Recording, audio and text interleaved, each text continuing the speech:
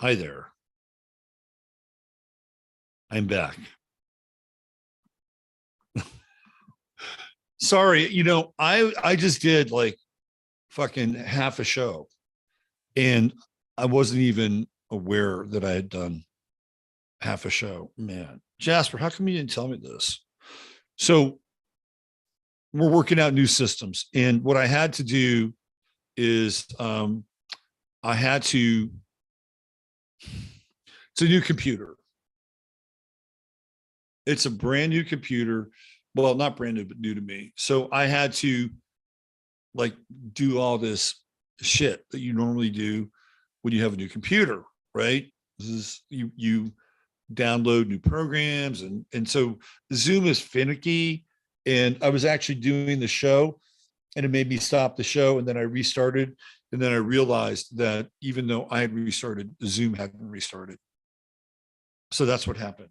And I apologize for that. You guys missed a great fucking open. I have to say, first of all, we were joined by Jasper. Jasper came on and he made his presence felt. Very dramatic entrance, extremely dramatic. It was one of his best entrances ever, I have to say. Oh, where do I go now? Well, why don't I just go back to what I was talking about? And let's see. So here's a story. I can tell you a story. Like, oh, here goes Robert. It's one of this. It's not music and sports. I can tell you that right now. It's not music and sports. But it was the first time I was at Gaia. And I was being interviewed by Regina. And I got to tell you, the interview was so fucking good. Like, when you're on, when you're really on, in like this shit is just snap, crackle, and popping. I mean, I was so in the flow that I was actually able to describe like a sequence from this movie called The Parallax View with Warren Beatty, and it had to do with programming, and it was related back to something with astrology. And like the language was just, I could never recreate that language again. And the show's over, and the guy, he was a sweet guy, really, really sweet guy. He's a Gemini, of course. He's a Gemini, and he forgot to press record. So we did the whole fucking show, right? And he forgot to press record. And it's like, oh man. Because I knew I had done some really good work. And then it's like, then you think, well, can I do that again? Could I do that again? Let's see what happens. So Regina is a total pro. I mean, she's old school, total old school pro. So I knew she could be fine and do it. I'm like, could I do it? Because I was, very into, you do something, you don't want to repeat yourself, you don't want it to sound canned, and then there's the novelty of the spontaneity. So I wanted to keep that in some ways. It was really hard, but it was great. We did a really awesome second take, and then I think that show led me to my run at Gaia. So, and for about a minute, I wanted to strangle that guy, honestly, for about a minute. And I'm like, you got to be cool, right? You got to be cool. You got to be able to handle this like it's no big deal, and just step up and do it again. And to the best of my ability, that's what I did. And that's kind of a life thing, right? It's kind of a life thing in that and every now and then, and this is where I got into the intro, and I was talking about Scorpio season, and I was talking about what an intense Scorpio season this has been with the eclipses. And it really started with the eclipse that was going on in Taurus in my 6th house, which really threw me under the bus health wise. I got to tell you, that was like not a fun eclipse. not a fun eclipse. And then the other eclipse in Scorpio, was it 2 degrees Scorpio in my 12th house? That dredged up a lot of shit for me, just like gunk that I thought that I had kind of cleaned out already. No, it was still there. And I was having to deal with some of this stuff. And it wasn't really fun, to be honest with you. And the other, but what's interesting though is when you get into those dark crevices, like sometimes you'll find things that will, I don't want to use the word justify, but it will validate. Like sometimes you'll find things that will validate kind of the dark emanation. It's like, ooh, I didn't want that to be validated, right? Like sometimes that'll happen. And other times it'll just be a projection of an obsession or paranoia. And I was talking about paranoia and how I think Scorpio is probably one of the more paranoid signs. And it's because that Scorpio has to deal with going through fear, right? You have to go through fear with Scorpio because it's all connected to one central agency, and that's death. And so with Scorpio, any fear always leads to the same conclusion, which is death. And paranoia is definitely a form of fear. And there are different forms of paranoia, obviously. But this has been a very intense season, right? And I was talking about how astrologically Scorpio is supposed to do that. That's what it's supposed to do. Scorpio is supposed to scare the shit out of you. This 30-day cycle is supposed to take you into the darkness and the underworld and get you to have to deal with things that aren't always on the surface. That's why we have Halloween on the 31st. It's scorpionic. It's like we move away from the balanced everyday worlds of our lives and we dive into the darkness. And if you do it right, you come out the other side and you're in Sagittarius season and you're like ready to celebrate. Hosanna, ready to, you're ready to party.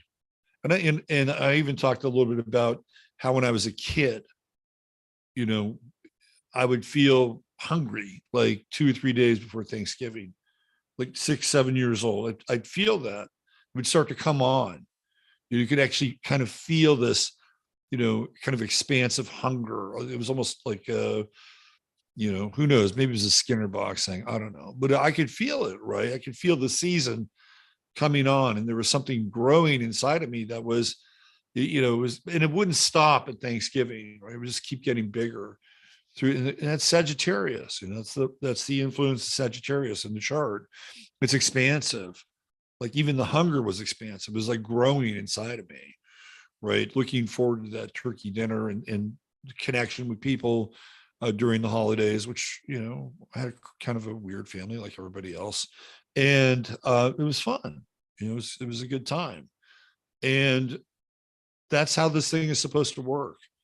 In Sagittarius, we're theoretically supposed to be abundant and cheerful and expansive and joyous and give thanks for, what we have in the world, and that really, the bookend for the season is really Thanksgiving and Christmas. And then after Christmas, as long as we kept our receipts, we're going back to the department store and we're kicking into Capricorn, right? So this is an important time of year, especially the last 2 days, because when we're in the last 2 days, that's when the energy is all over the place.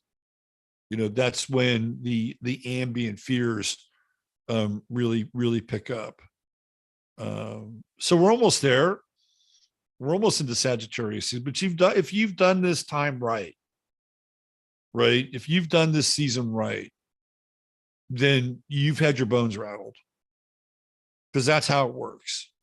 And I've had my physical bones rattled, and then I had my psychic bones rattled. It's good. It's good. And I told the story about, if you were here, But you weren't, because I wasn't. But I told the story about my first time in a sweat lodge and how intense it was. It was really fucking scorpionic. I was in a tight, enclosed place with a lot of people, which I'm not a fan of. Then it got really super fucking hot. And, it's like you have these thoughts like, how do I get out of here? How do I get out of this place? I don't like this place. And then you realize that you're packed in there so tightly that there's no way out, right? Like there's just no way, you're not going to get out. And even if you could get out, what would you tell yourself? How would you rationalize that? Like, oh, yeah, well, I was taking a mental health moment.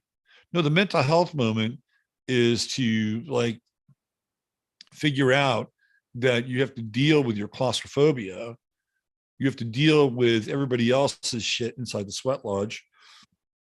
And probably the fastest route to that is stick your face on the ground, which is what I did.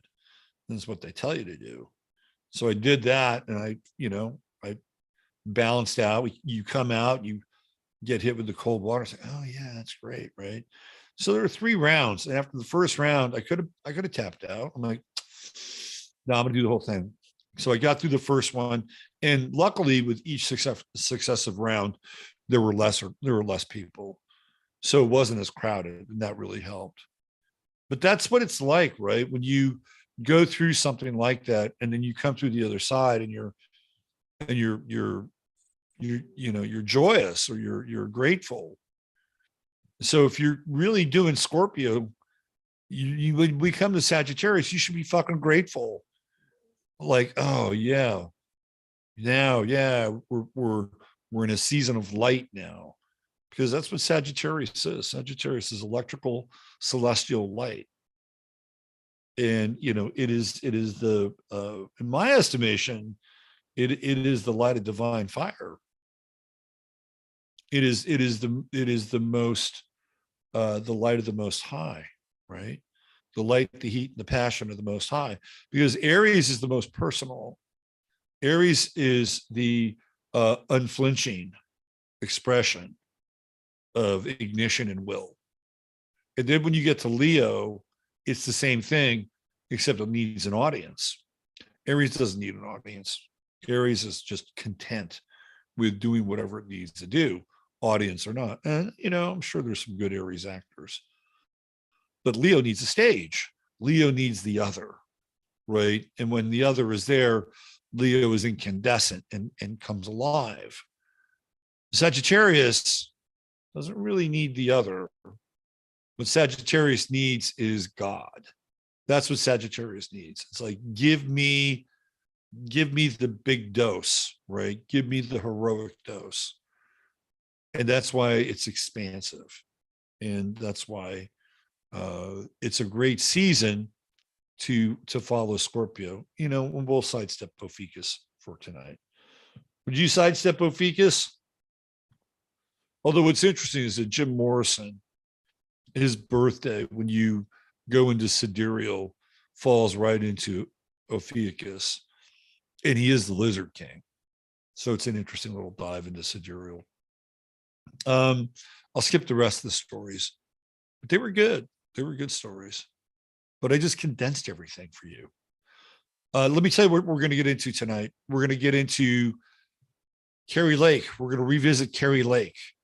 And if you watched this show 3 weeks ago, I basically said that Kari Lake would not win, that she would be vindicated 6 months after the fact, but she would not. I don't think she's going to be governor. And I'll show you why she wouldn't win and didn't win. I'll show you how and why she'll be vindicated. And there's a bigger plan for her. If she can surrender. See, this is the big part now for her. She has to surrender. And I know she wants to be a pit bull and, go after Katie Hobbs. And she, come on. the thing is just too fucking weird. It's too weird. I mean, the only thing you can always make a case that it's always weird when you have a female candidate, because I think women vote more than men. There's probably something statistically available that would back me up on that. I think they vote more than men, right? And if you're a woman, and this is just like an open dialogue question. If you're a woman, would you rather, and there are a lot of strong women in Chattaria. I get that. So maybe it's not the greatest sample size.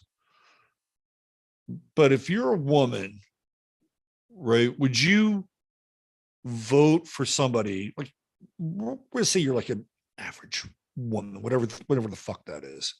If you're like an average woman, maybe slightly left center, but not crazy left center. Or maybe even kind of centric. We'll call you kind of centric. And you're in Arizona, who would you vote for? Would you vote for Katie Hobbs, who is pretty, some level non-threatening? Or would you vote for Kari Lake, who, to quote Frank Zappa, is a dynamo hum, right? She's, fiery, kick ass, take no prisoners, looks people right in the eye and knows exactly what to say, never has a hair out of place, right? If you're a woman, be honest, who would you vote for? Would you vote for Katie Hobbs? This is, and put yourself, if you are, this is preternaturally, like just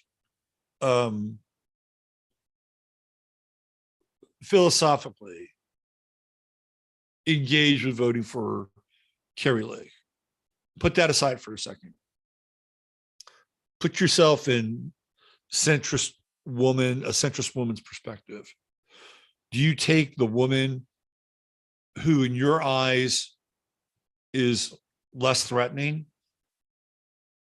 or the other woman who your theoretical husband might go, wow, that governor, boy, she's really got her shit together.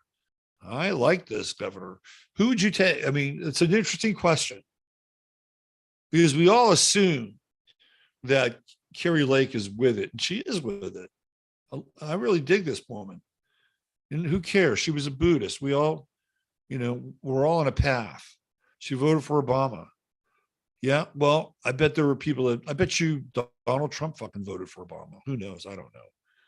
But, there are people that voted for Obama who believed in Obama, thought he was, going to be the guy. He's going to be the guy. He's going to be the first Black president.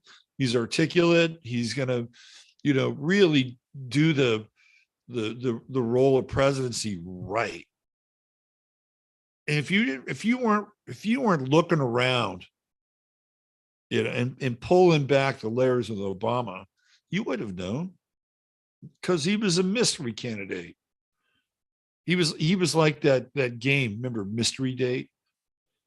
And you open up the door and there was the dud. Who do you think the dud was? But people didn't know about Obama. And that was strategic. He wasn't going to vote on anything. He was a fucking senator for one term, right? Is it one term? Half of one. I mean, he didn't vote on anything. He had no record of, and that's all by design, right? So it was like, wow, where is this guy? Where is he on this or this? You couldn't point your finger on any one thing.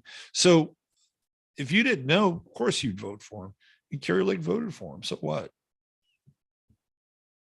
She was a Buddhist. So what?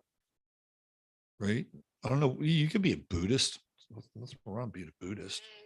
You're a Buddhist. I know you're a foodist. That's what you are. You're a foodist. Anyway, we're going to talk about Kari Lake tonight. We're going to look at her chart, and I'm going to try to round this thing off so that you understand. I think this woman's got a destiny that's bigger than the state of Arizona, and that's why I think she should drop her battle. I don't think she will. I think she'll be vindicated, but I don't think she's going to become governor. We're going to look at Trump. We're going to look at the Trump announcement, the actual chart of Trump's announcement, and we're going to put that up against Trump's chart. And I actually have some other charts I want to run with Trump. I have the Great American Eclipse of 2024 with Trump's chart. And then I actually have the election night eclipse. I'm sorry, not election night eclipse. The election chart for 2024 with Trump if he gets that far. And I'm going to talk about again how the first eclipse was completely related to Trump. Like so fucking related to Trump because it was on his ascendant and cut right through the country. Now this eclipse will come right up the center and the country will be quartered.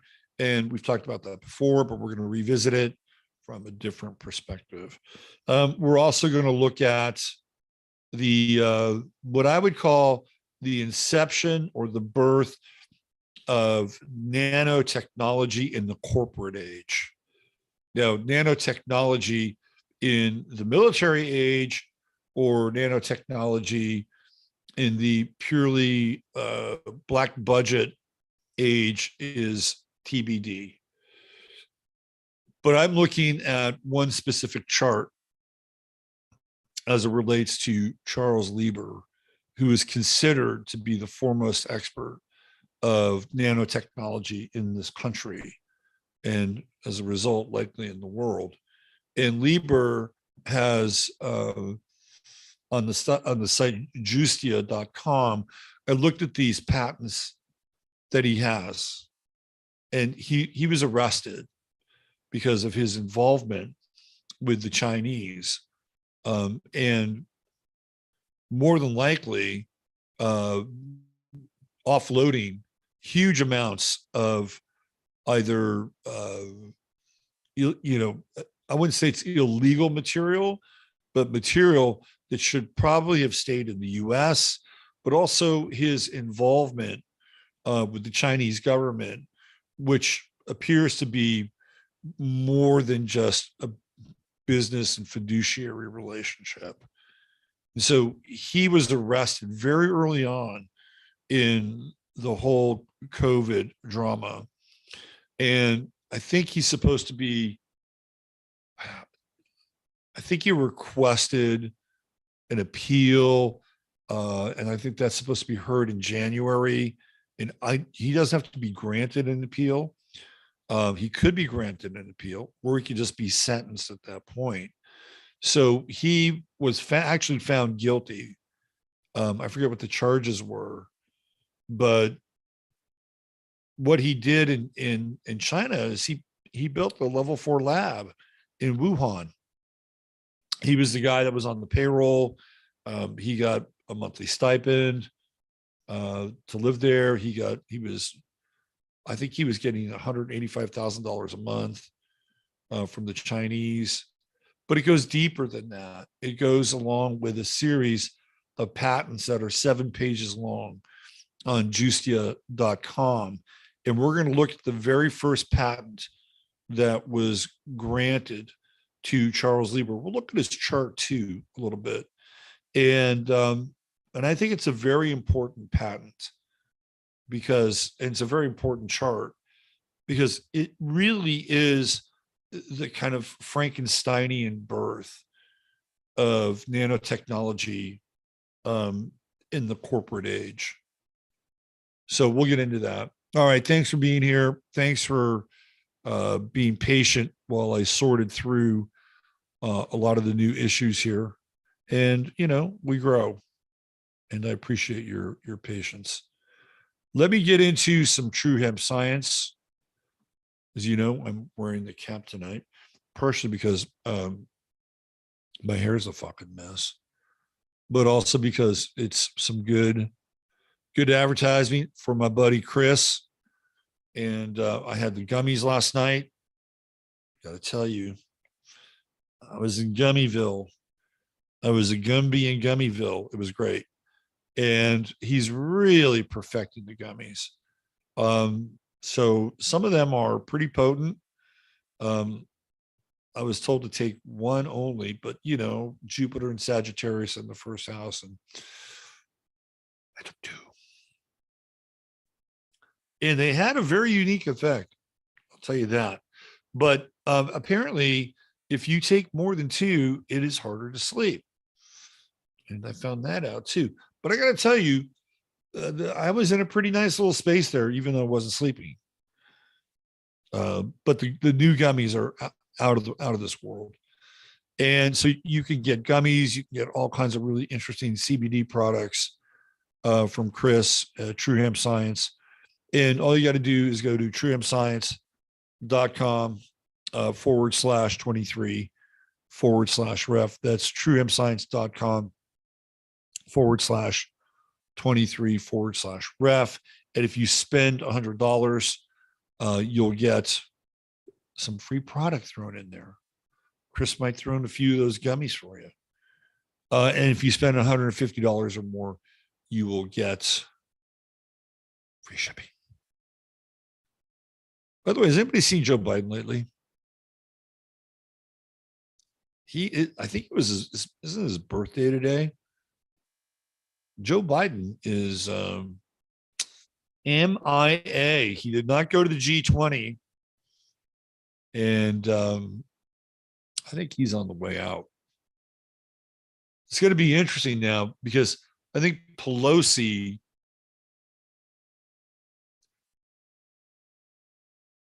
is so. Has Kevin McCarthy officially taken over yet? I don't know if he has. I think there's a date where they actually pass the baton. And I'm wondering if we're going to try to do something while Pelosi is still the Speaker of the House. That should be interesting. But I don't think will Biden last the year. That's going to be rough. I don't know if he'll last the year. We haven't seen him. I mean, he's not been around. And they said, what did he get his next COVID or another bout? Who knows? But Kamala is going to be president. And the outlier for that is the first day in Pisces season when she goes through the exact conjunction of her Saturn return, which is conjunct her midheaven in Aquarius. That would be the outlier. She could actually get there before that, right? But I think that's the outlier. And I said that based on that Saturn conjunct her midheaven, and then Saturn goes into her 10th house. So she's got to be able to like move into that. You could theoretically, you could move into that Saturn transit of the 10th. When Saturn moves into your 10th house, like you are fucking on, right? Like you're supposed to be really plying your work and your trade and the thing that you've been working on for the prior 14 years. The moment that Saturn goes into your 4th house, the whole idea when it goes down there is so that you can build a root and a foundation so that when it ascends and moves up to the top of the chart, right, you've gone through all those essential planets. I'm sorry, essential signs, 5th, 6th, 7th. You go through the death in the 8th.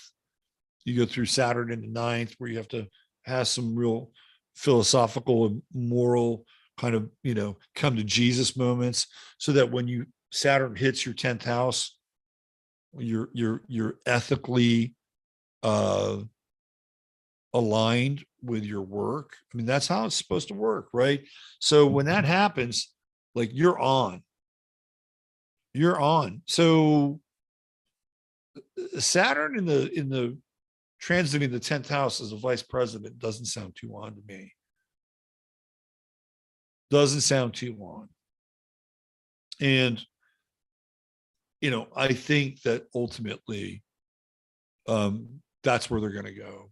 Now, whether or not, and I've said this before, whether or not Kamala can stay there based on citizenship issues or citizenship. I mean, she was running. There's weird stuff around her when it comes to her being qualified to be an actual president of the United States based on her birth. She's kind of an anchor baby. So we'll see how all that plays out. But I don't think Biden is long for the office. That's my 2 cents. All right, we got a lot to cover. I'm doing the chart of the moment tonight too. And after a few missteps here, let me say hello to you, and let me just go into chat a little bit more. And because I haven't even really done it yet. We got Susie Gemini. What's going on? Star Dreamer, Dave Sullivan. What's going on, Dave? Good to see you, Cheeky Monkey. Oh, that's right. We have May. We have May. Thank you. Thank you. Thank you. Thank you. Thank you. Thank you. Our friend Steve, Thor by the door, has been dealing with health crisis with his mom, who's now in hospice. So why don't I do this? Let me do this. I wanted to light an actual candle. Thank you for bringing that up. I wanted to light an actual candle, but instead, you know what I'm going to do? Let me do this. Let me go over here.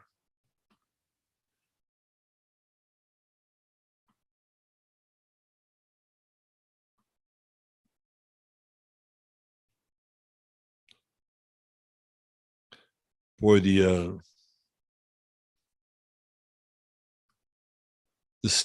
thumbnail of me here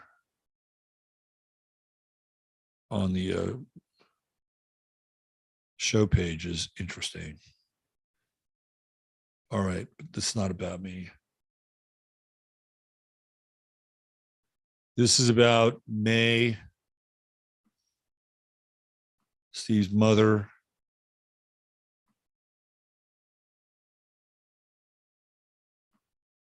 There we go. So apparently you can have a lit candle on YouTube for about 10 hours. You don't have to worry about it going out. And this is part of the Scorpio season, right? This is how it's supposed to take you into the dark places. Loss, mourning, grief, it rattles your bones, right? This is part of the test of the season. And just as I was saying about Sagittarius, right, there's a light. And there is a true light, not a false light, but a true light that guides all of us, including Steve's dear mother, whom we hope can navigate through the next space and the next phase of her journey.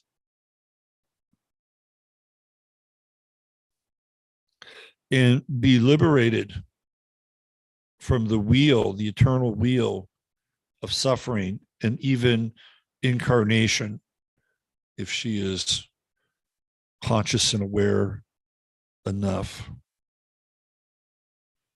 And that the true hand of the true loving God guides her through this journey of self to non-self. And as we realize this, we realize that we all have a May in our lives. and we know what it feels like, and we know how it impacts us and others. So, Steve, we all love you. And there's a candle. Live for your May. And may she be in peace. All right. There we go. Let's get back to the chat. Let's see. Who else do we have here? Is that the old chat? That's the old chat. This is the new chat. Okay. Let's see. Kabuki Theater. What's going on, Bo? Dawn Hart. I am claustrophobic. Yeah, tight spaces don't do a sweat lodge would make me nuts. Not the heat as much as the people. Good Witchy's here. What's going on, Good Witchy? Hey, Ryan, thanks for being here. Thanks for hanging in here. There's Fran. What's going on, Fran? Susie Gemini. Had a great time this weekend with the cheeky one. And Shadow, it was good to see you guys. It was Scorpio birthday weekend this weekend. We had bookends. Let's see. Who else do we have? Third eye activated. Let's go on third eye. Use it 13. I'm having the typical Scorpio urge to blow up my life. Yeah, that happens. Hey, David Hawks here. What's going on? Good to see you, David. Let's see. What else do we have here? Chris Frog, Sag Sun, Mercury, Venus, Neptune. Yeah, boys, your season coming up. Having to wear mop for 4 hours in Omaha humidity was a gross sweat lodge type experience. Dave's in a bad mood. Yep. I'm in a bad mood. Hey, listen, it's the new system, Dave. We're glad you're here. We're glad you're here. Robert Downey Jr. is in Aries. There we go. Aries is mind, Leo is heart. It's true. Leo needs an audience. So much Sag, I can be annoying. Sagittarius are fun to be around until they're not. Let's see. What did we miss? You missed everything. It is so great for score placements to get those confirmations for their keen thoughts. Scorpio rising is intuitive. Yes, that's true. Is that a sexist statement? I don't know. I don't care. It's about women candidates. I don't think there are any average. I agree with you. That's why I said that, Cheryl. That's exactly why I said that. Yeah. Would not vote for Hobbs. Look, well, you guys are exceptional. You guys, the women at Chattaria are smart, sexy, and strong. Triple S. Without a doubt. You know why? Because I've met a lot of you. That's why. You're not threatened by a Kari Lake. Some women might be, though. Am I right about that? Come on, women, be honest with me. Do you know women that might be threatened by Kari Lake? That's really the question here. I think I rephrased that. Hobbs makes AOC look like an intelligent. Hobbs is a Capricorn. Do not underestimate Hobbs. She's a Capricorn. She knows how the fucking system works. She knows how it works. Kari Lake is getting a lesson in how the fucking system works. Katie Hobbs is playing the role of teacher right now. I hate to say it, but it's true. I haven't followed those two, but who would vote for whoever I thought would do a better job? Well, yeah, that's usually how it works. Katie Hobbs is a complete loser. She's the perfect candidate.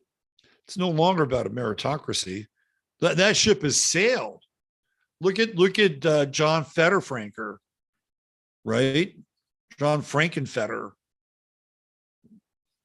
Not that Oz was a better candidate, but Jesus, it's not a meritocracy anymore. Forget about it. We need strength in our country now. Was there no male candidate? No, not really. Hobbs is an NPR accent. I like that, Bo. That's good.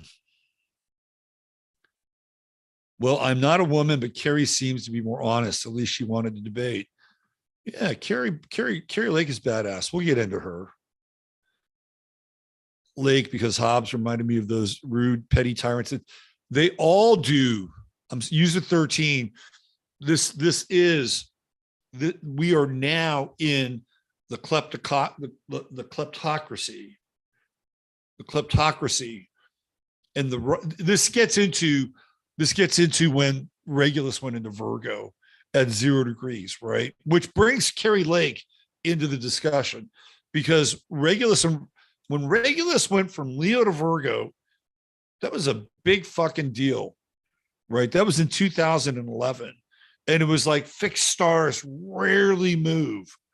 And it went from one sign to the other. So it went from, the divine rule and kings and royalty to the people, right? Virgo is the people.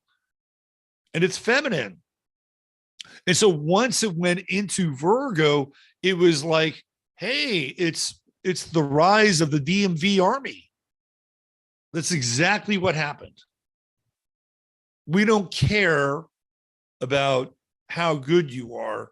We have a quota to fill here, right? Whatever the quota is, we've got a quota, and we're going to put people in these positions, and we don't really care if they're really all that qualified, right? I mean, and by the way, no offense, but Leo's a male energy and Virgo's a female energy, right? So Kari Lake is born at 0 Virgo, which means that her sun is conjunct Regulus now. So she is like the epitome of that. Unfortunately, Gretchen Whitmer, I think, is also 0 Virgo. But Kari Lake, this is where we get into what I think her destiny is. But the lower vibration of that, or the lower manifestation of that, is sort of the, what I call the rise of the DMV worker, and placing them in positions of power and authority for political gain and political purpose. Let's see. Mia Alchemy, Kari, she got my vote. Take less threatening. Well, you guys are different. She won by 20%. Who's governor now? It doesn't matter who won by what. It doesn't matter who votes. It matters who counts the votes. Who counted the fucking votes? It was Katie Hobbs. So the talk is nonsense. Sure, we can go through any election. Pretty much, well, this person won and this person won. Fact of the matter is, history doesn't play that way. She's got a bigger purpose. Charles, just be glad you're not in Buffalo right now. I'm a centrist. I would have voted for Lake. Yeah, they got me with everybody. I didn't vote for Obama. You weren't even alive. You weren't even alive when Obama voted, when Obama was around. Actually, you were. You could have voted. You could have voted in the 2012 election, but you weren't old enough. Let's see. Stereotypical woman would take Hobbs. So Maurice kind of nailed it. I agree with you. Venus and Aquarius here, not a problem with jealousy. Happy for the better to win. If she's attractive or assertive, great. Bush 1 made Clinton look good, and Bush 2 made Obama look. They always do that. how about Obama and John McCain? That was that was a loaded deck, right? Actual history kid. I'm a constitutionalist. Kari Lake, 100%. Yeah. I talked to a few women at the event that said they fell for the. How could you not fall for Obama? He's fucking charming. Yeah, not as charming as you. He was charming, good looking, right? Black, but not too black. You know, he wasn't what was that guy's name? Alan, what's his name from Maryland who ran against him? He wasn't that guy. You know, he was that friendly shade of black that most American voters. Oh yeah, yeah. It wasn't Cornel West, right? No, it wasn't Cornel West. So he just checked all those boxes. Checked it all. By the way, I bet you didn't know it, but everybody was pretty much psychologically pre-programmed to vote for Obama through Tiger Woods. Think about that. Think about that for a minute. Tiger Woods, MK Ultra kid, Capricorn, same birthday as LeBron James, different year. Capricorn, right? What does Tiger Woods do? Tiger Woods infiltrates. He infiltrates the most hermetically sealed hierarchical strata of American culture, the exclusive white golf club, right? That's where Tiger Woods goes. And he's got this great demeanor, like Obama. He's mixed. He gets all these sponsorships. And so it's like, hey, yeah, well, that guy's pretty cool, right? And then Obama comes along. It's like, And then you had Dennis Haysbert playing the president in 24. Remember that? That's all part of the programming, kids.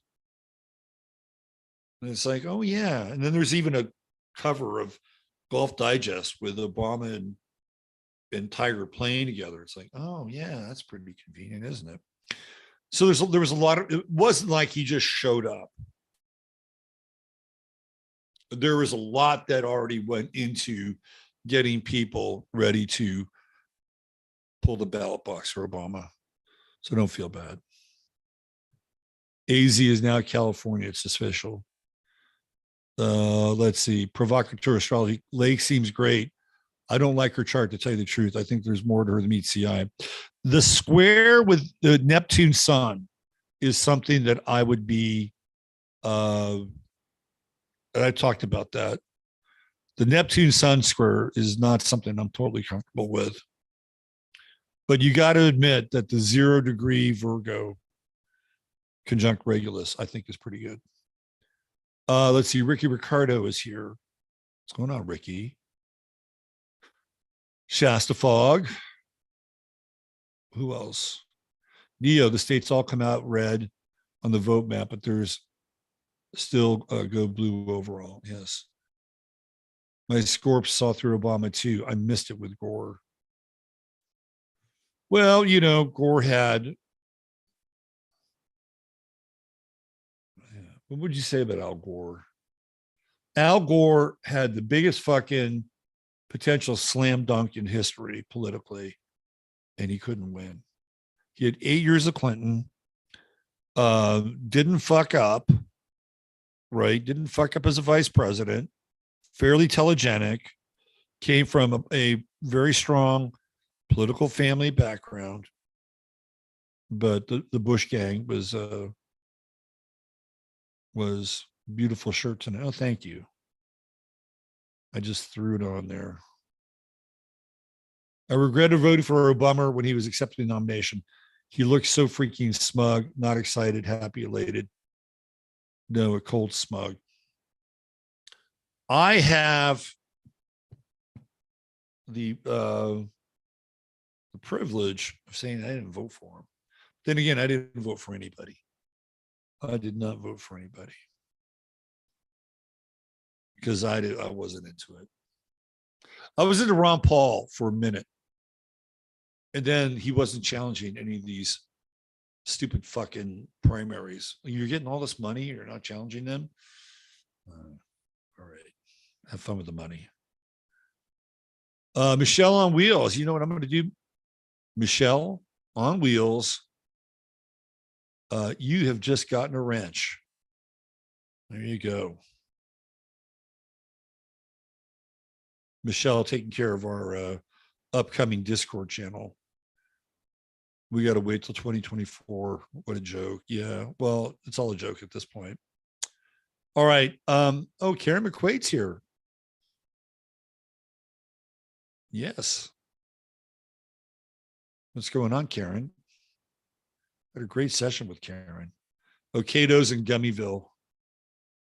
I kind of wonder if there will be a republic by 2024. We'll get into that. All right, let's get into the show. I mean, we're already here. Let's get into the chart of the moment. And again, thanks for putting up with tonight's glitches on the new system. We always start with the chart of the moment.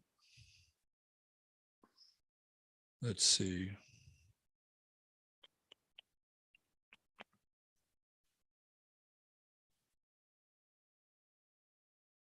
Where are we? Make sure I get the right location.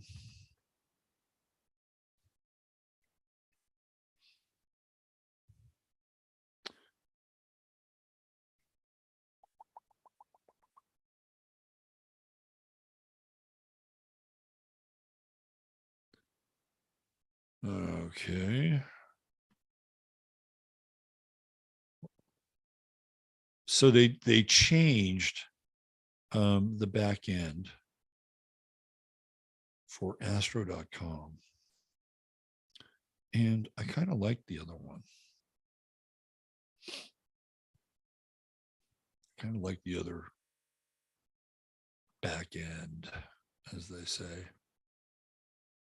Here we go. Dig for this shit now.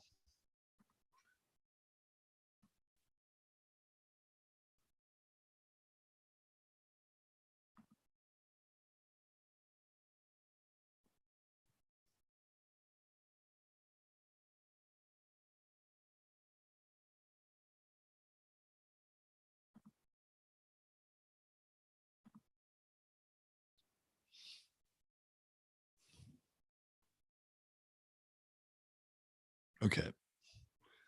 Here we go. The old chart of the moment.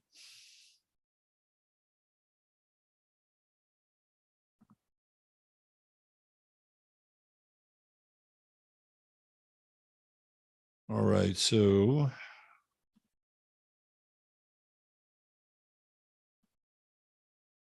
let's just blame the false start on Mars retrograde. Okay, Moon in Libra. I guess that's why we had a pleasant weekend this weekend. The moon was in Libra. So we're coming into the balsamic moon here. And tomorrow, when you wake up, you go to work, that moon will be in the balsamic phase, which means we're letting go, right? We're letting go. When it goes into Scorpio, this is it, right? We're coming into really the major tail end of the scorpionic experience. Get it? Scorpio tail. So what are we letting go of here over the next 48 hours? With the moon, it's usually security, right? And that Scorpio moon, that's a jealous moon. That is a jealous and possessive moon. So this is kind of like the last sort of the last ringing out of whatever eclipse energies that we went through this last month, especially when the moon hits to Scorpio, right? Because that's where the eclipse was. So, well, whatever was going on with you, during that period of the eclipse, I know what was going on with me. The moon brings it back up again. Let it go, right? It's balsamic, dissipative. Certain things you can't really affect any change with, right? You have to let it go. Although it's not easy with the moon in Scorpio. And then as it gets into that 16 degree and is right over here, right, where we're actually dealing with the other eclipse energies, which are the Taurus energies. It's another kind of moment here with this. We finally get to put this month to bed. Literally, right? We get to put it to bed. Now, the good news is that this letting go process is easier, because when we get that moon right in there, right around 20 degrees, starts to trine Neptune, starts to trine Jupiter, and it's easier to let go. There's a sense that, you know what, there's a greater value in letting go. And again, theoretically, this would be a greater spiritual value. And I guess for Steve and his mother, I mean, that would also be part of this letting go part too. Very personal. And Steve, I know Steve's chart, he's right on the cusp of Libra and Scorpio. So this is definitely a kind of a personal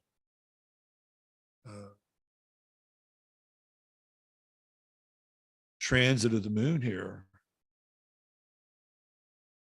And as much as there's intensity with this balsamic moon, I do think that the potential to come out of this, right, when we have like the new moon in Sagittarius, and the sun in Sagittarius, and the new moon in like there's a different energy.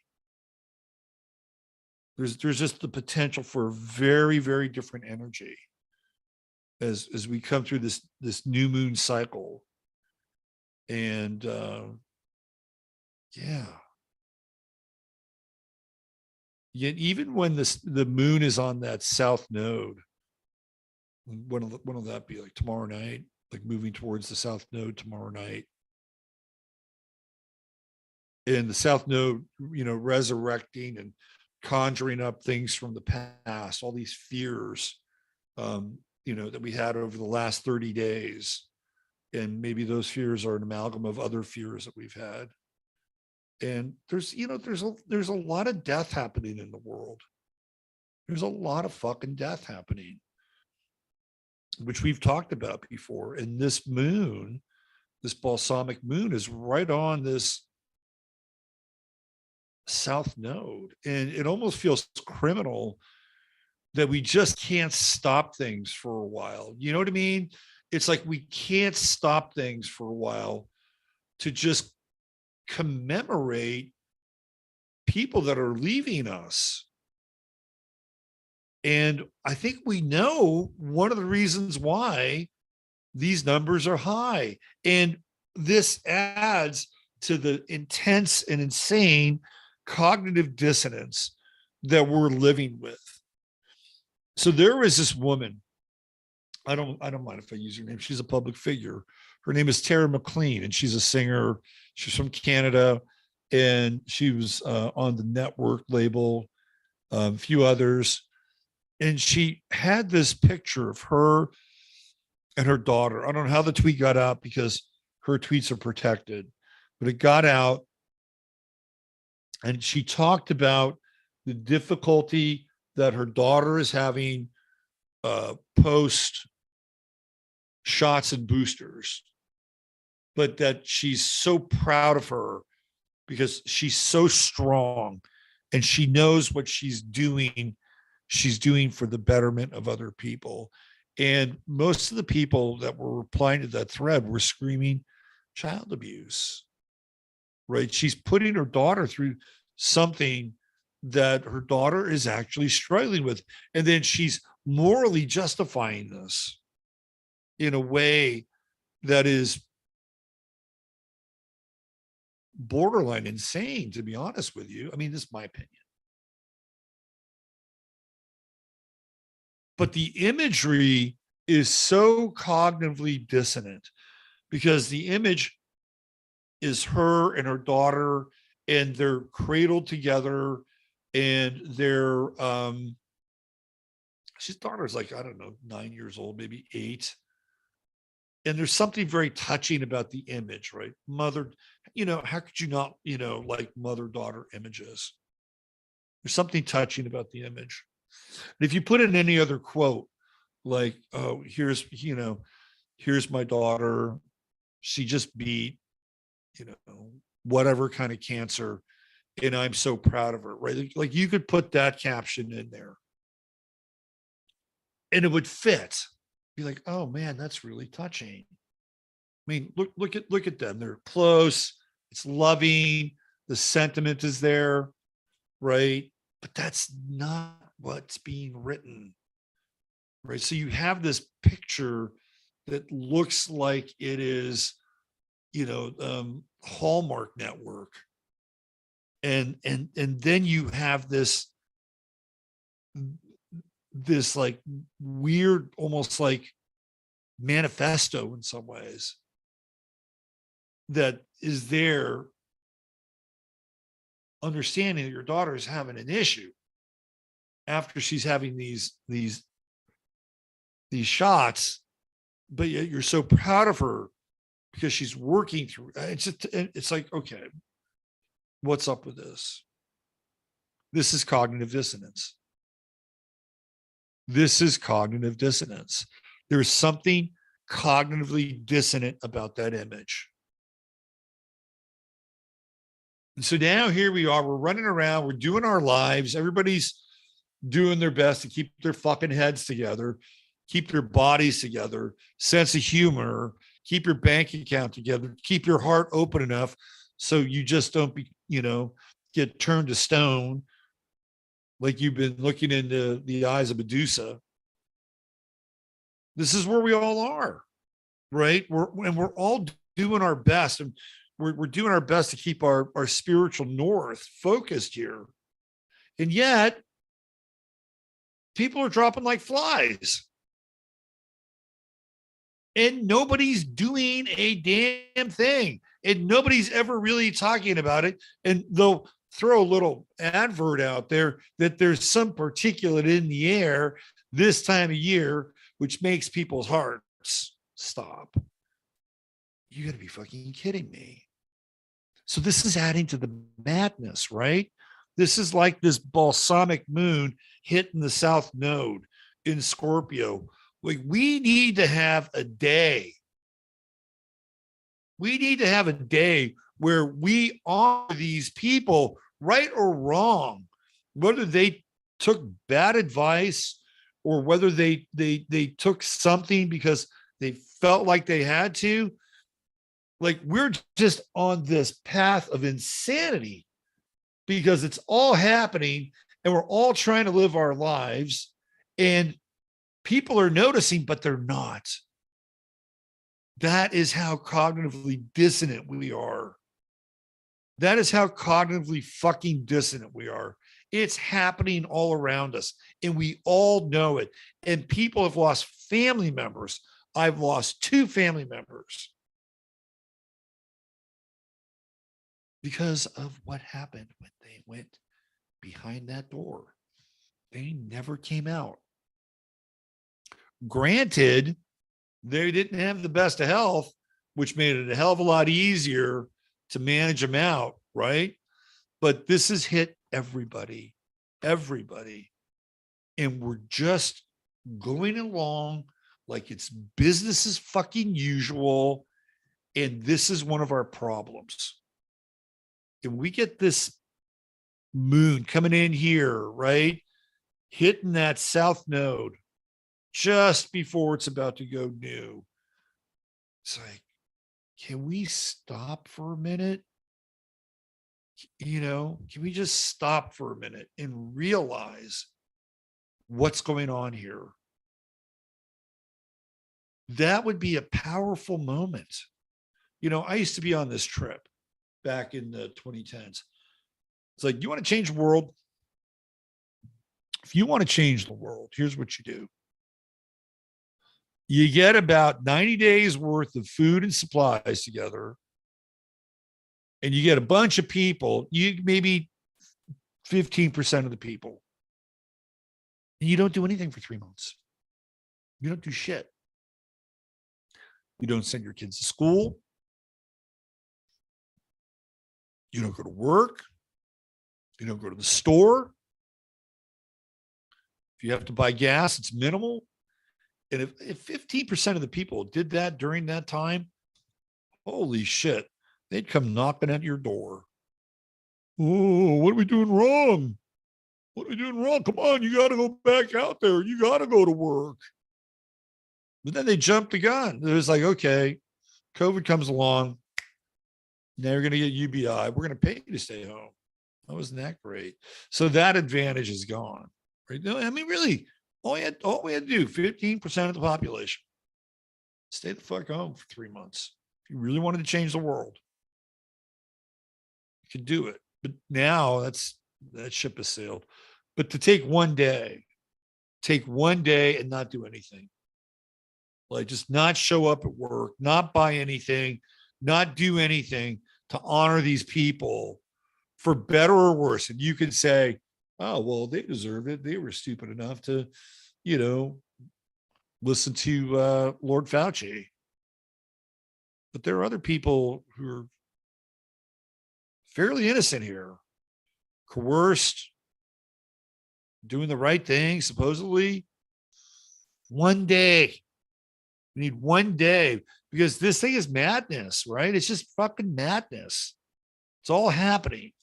And it's all adding to this kind of, collective psychosis that we're experiencing. It doesn't help.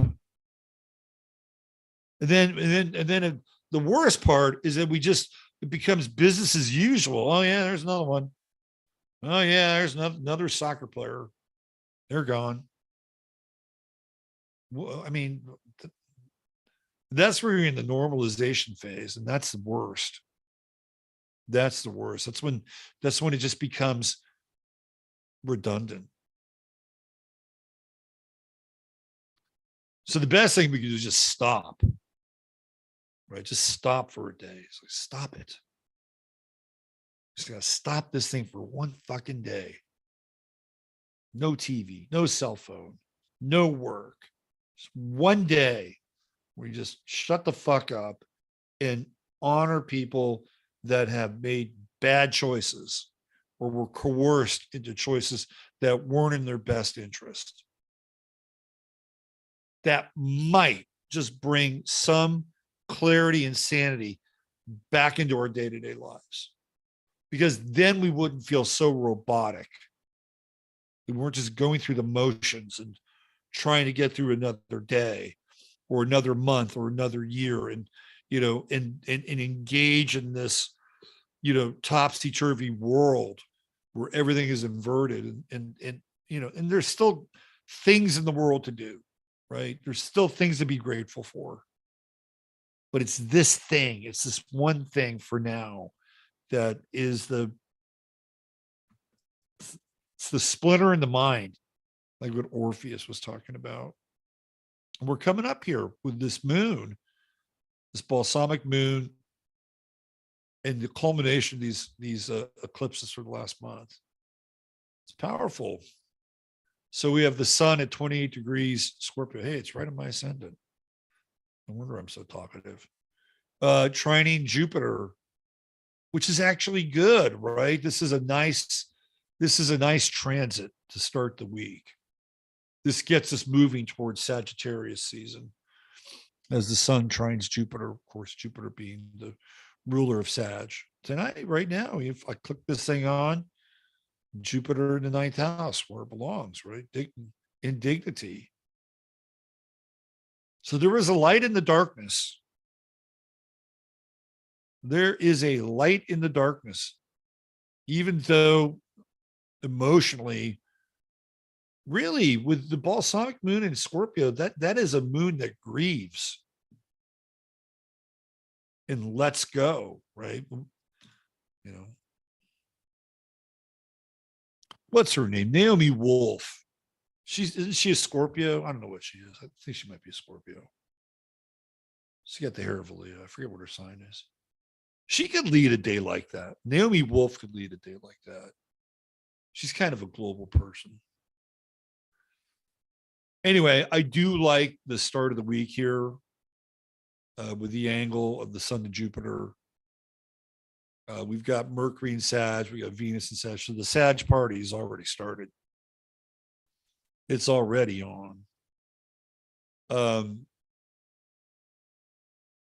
So at some point, we're going to get into a little overindulgence, I think, when the sun, Mercury, Venus all move into start squaring Jupiter.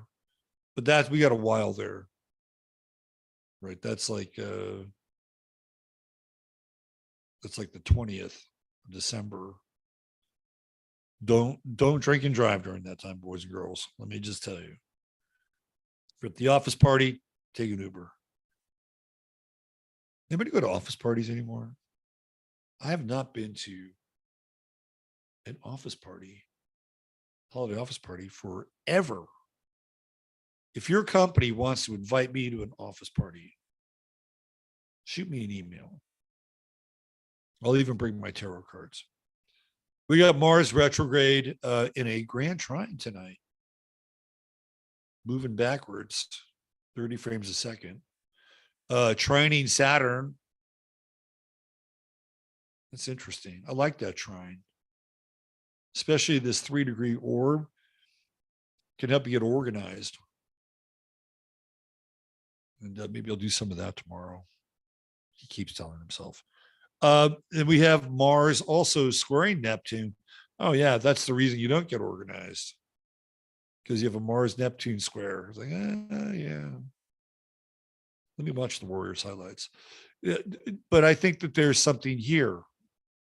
You can get caught up in distractions, especially in Gemini, or you can get down to business. Which one do you feel like doing? Because I think that's available, as Mars moves, slowly lurches backwards. It'll move out of the trine with the moon, because the moon is ephemeral, right? But that Mars-Saturn trine is good. So you can catch up on some things with the Mars-Saturn trine.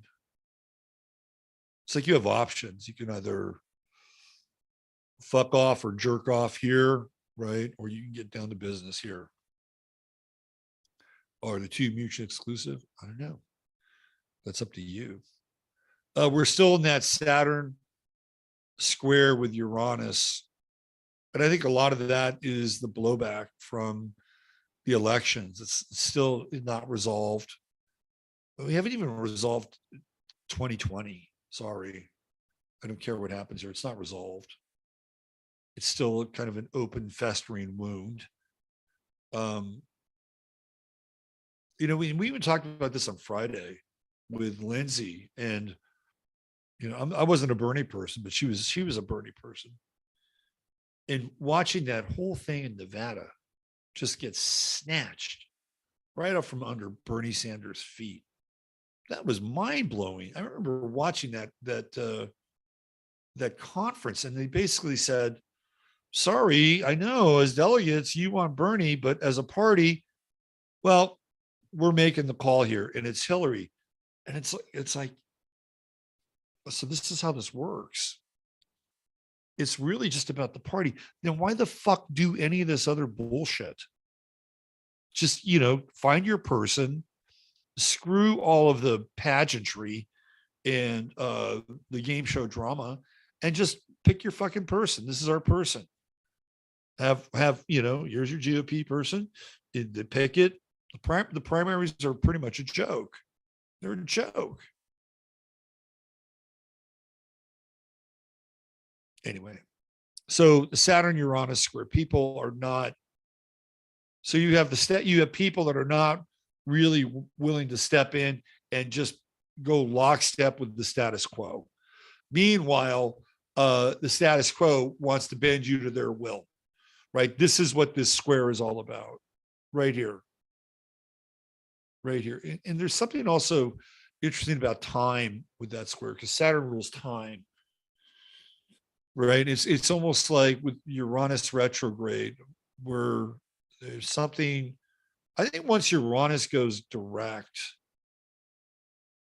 it it may be, well, I don't want to use a value judgment here, like worse than, it's almost like this Uranus retrograde is holding something back from actually moving forward. But the thing that's going to move forward isn't really the thing that we want it to, right? So take advantage of the Uranus. It's almost like it's kind of holding up the dam in some ways. But then once it goes direct, something does move forward, and the power of this square is then really unleashed. It's like the power of this square is being actually held in check right now because of the retrograde. But once it goes direct, it's no longer in check, and then the square becomes much more obvious, much more intense, much more potentially gripping and restrictive in a lot of ways. Because I mean, Uranus used to be Aquarius, ruled by Uranus, used to, have a relationship with Saturn. So it's not like Uranus Saturn square is one of the worst things. It has to do with the signs. It has to do with the fixed elements, right? I mean, that's all part of it. So I think right now that retrograde is keeping something at bay. And once it moves forward, it's like, oh boy, here we go. Here we go. Let's see what else. I think those are the big movers and shakers. It's the moon. It's the balsamic moon conjuncting the south node in Scorpio, and then moving into that new phase. And I feel like the new phase is good. I feel like November is going to be a good month, relatively speaking, meaning that there's a fair amount of good cheer in the air, right? Fair amount of good cheer in the air. It's been a while since we've had that. That's up to you too, right? You're the one that gets to participate at that level. Okay, why don't we take a look at some Trump stuff? Let's take some Trump stuff. So I have the announcement chart for when he announced that he was going to run for whatever. Oh, you know what I want to do here? I want to make my setting a little bit different.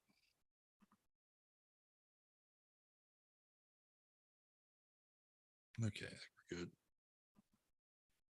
All right, so this is what it looked like, give or take about, I think he was about a half an hour in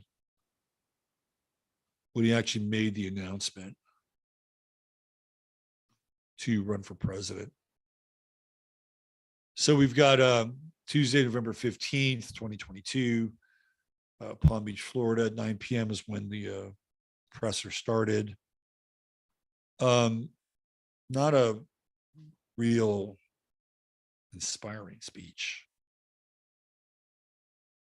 but it's an interesting timing, right? Cancer, and I've got the charts to kind of put these two together. Cancer rising, Trump's got the stellium in Cancer. So when you see the charts together in synastриc form, you'll see that, here's Trump's personal planets. They're all right around here on the ascendant. and Moon in Leo. So I don't think it conjunctions Pluto, but at that time, it's in his 12th house. If you wanted to make an announcement to run for president, I guess the Moon in Leo would be apropos. But we've got squares going on here. Moon Sun square, Moon Uranus square. So this does not pretend to be an easy run. But nothing is ever easy with Trump. Not with Mars on the ascendant. And then when you look at this, I'll show you the synastry where Mars is. It's like it's reactivated. It's going across the sun. This is what happens. It's like, okay, here you go. Let's flick the switch. You're on again. But I don't think it's a great time to announce. Again, this is what we were just looking at before, like Mars square Jupiter, Mars square Neptune. I mean, this is the template of, the time that he's making his public proclamation. And maybe there's some long-term energy here. That gets back to the Mars Saturn trine, but there was no energy in that speech, and that's like Neptune squaring Mars, just draining it, right? And Jupiter is like, okay, yeah, we want to see, we want to see you go off script. We want to see you talk. We want to see you like make interesting, weird, funny comments, right? We want to see you be kind of the king fool. And he was just so on script. He was, reading the teleprompter, and it just came off as really canned in a lot of ways. Really canned. It's also interesting when you look at that. He said something that was a little chilling in some ways. And, Trump will talk some shit, but he said that I am going to make sure that any drug dealer faces the death penalty. I'm like, whoa.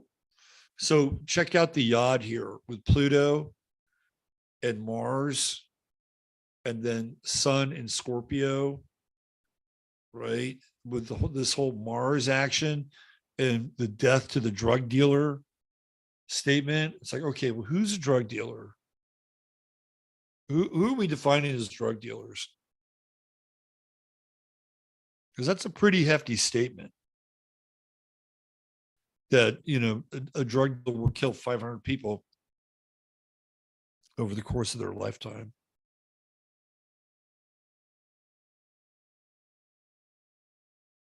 There's a lot of drug dealers on this planet. And there's a lot of drug dealers in suits and ties with very deep corporate connections. Very deep corporate connections. So if you're going to make a proclamation like that, it better just not be the rabble on the street. Although the rabble on the street, they're just downstream from the suit and tie guys. That's all they are. You want to stop the drugs from getting in this country, you got to get to the suit and tie guys. That other stuff is just populist. Again, this is a bit of a problematic chart. Moon square Uranus, Moon square Sun. This is a chart that's kind of built on battle, which is, not uncommon for Trump. But I don't like the energy of the Jupiter Neptune square to Mars, and that's right on his sun. And like those two planets are both squaring his sun right now. This is not an easy time for Trump energetically. It almost feels like everything he does at this point is challenged by the Jupiter Neptune square. Like it almost undermines everything. in some ways. And Mars is definitely a catalyst here. Retrograde. Here, let's bring the two charts up together. And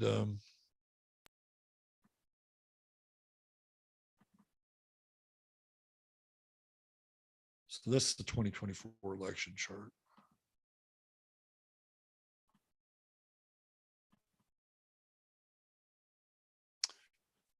Yeah, so here's the announcement chart.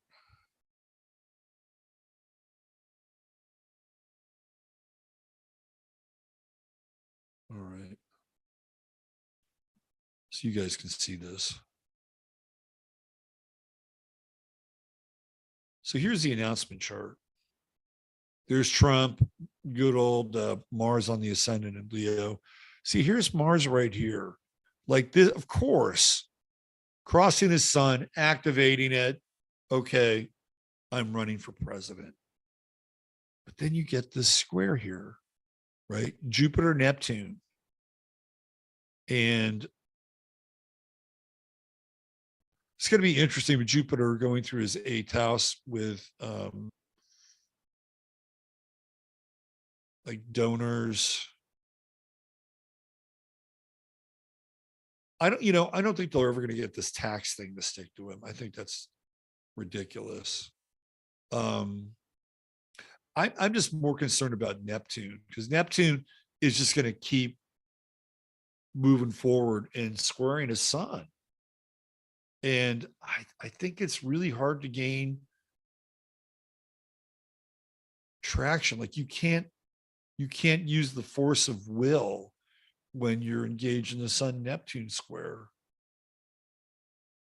The best thing that you can do, I think, is to cut off any kind of codependency that a person would have, like his fucking son-in-law.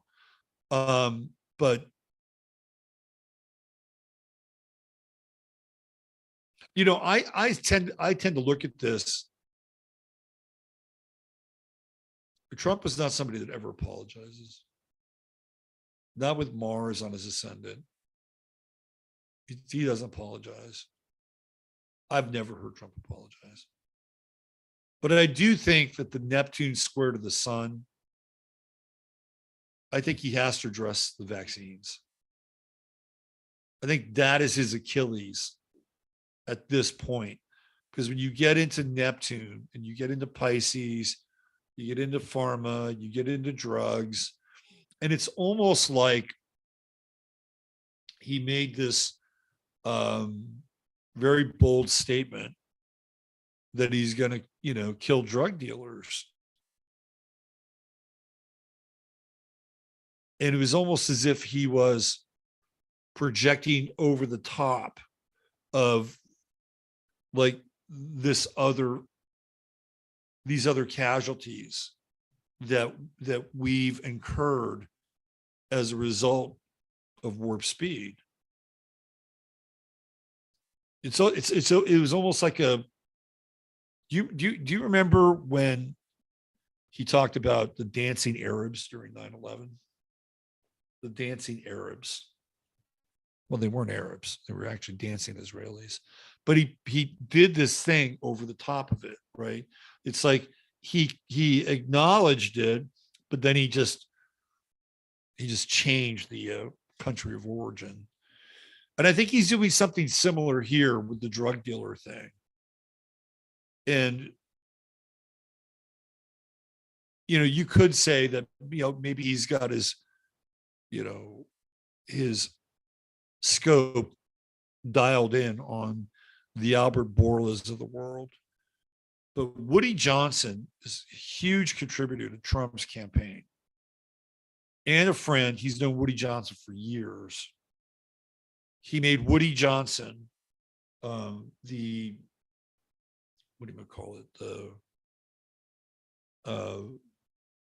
diplomat representative to Ireland.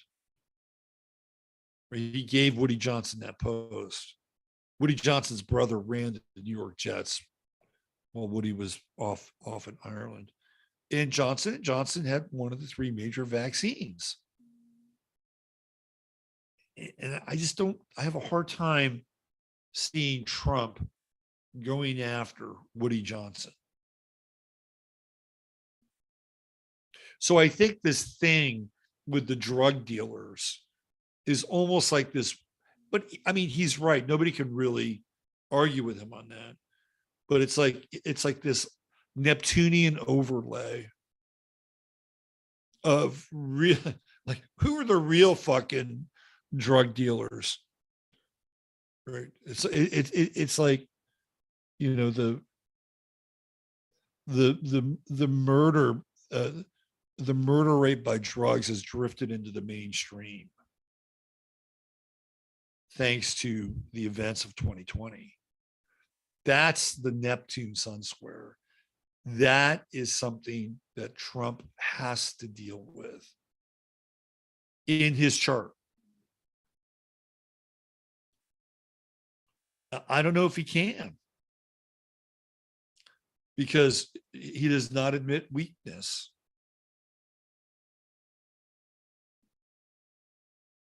He doesn't admit weakness. It's not his strong suit. Like, there are leaders where if they don't admit weakness, they can pass their strength on to others. It's a strategy. And there are other people who believe that every now and then a well-timed mea culpa can be very effective when it comes to leadership. And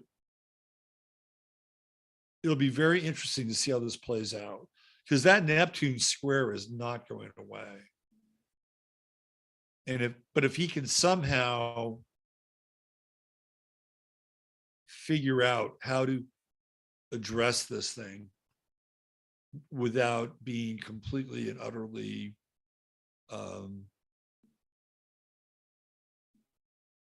just sabotaged by, or just, you know, torpedoed by it, because it could torpedo on him too.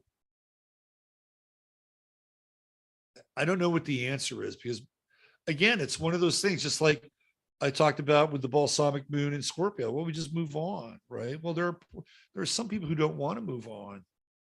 There are some people who are saying, hey, look, you know, these things are important. They happened, and you know, you kind of went on a victory tour here. And I think that's the lingering square with Neptune, and Jupiter makes it bigger, right? It makes it, and Jupiter's going to separate. He'll have other issues with Jupiter when it starts to square some of his Cancerian planets. But those, I mean, those squares are, they're due. This one is, I think, a much harder square. And what's interesting too is that you know, at that night, right? Like, Mars was opposing his natal moon. He always gets into like weird stuff around his moon, even if it's the Mars opposition politically. Look at where all these Scorpio planets are squaring his Mars. And the sun is right on his IC, which is kind of interesting because he lives in Mar-a-Lago, right? And he actually made the announcement at Mar-a-Lago. So that's not a bad indicator of astrology at work. He had the sun right there. But again, squaring his Mars. You know, people, I think, are trying to understand the motivation here around, you know, why, timing, etc. These are just mainstream people. I'm not talking about people who are the decodes or anything like that, right? To me, I mean, when I see all these Scorpio planets squaring his Mars, I mean, it's about power. This is about power. This is a power move. You know, announcing it is this day, this time, is a power move. By, you know, this is almost like by any means necessary in some ways. So is this going to be the tone moving forward for the campaign? It's an interesting question.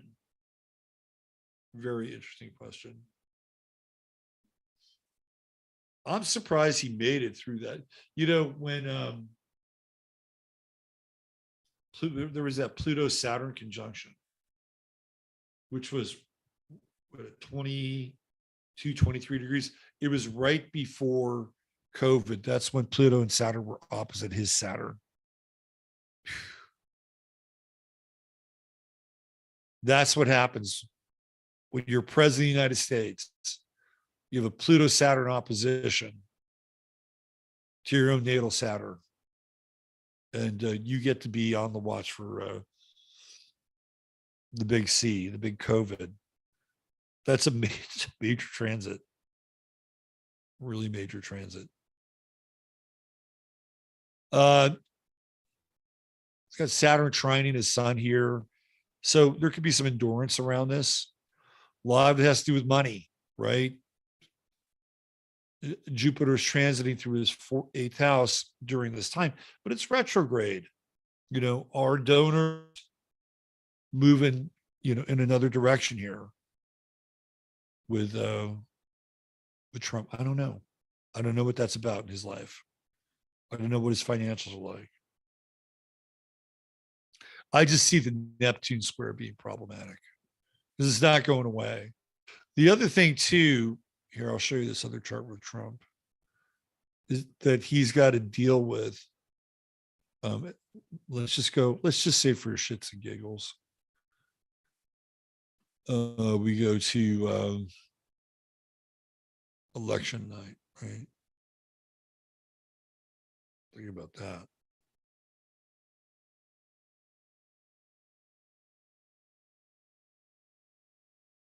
You know, he could fucking win again.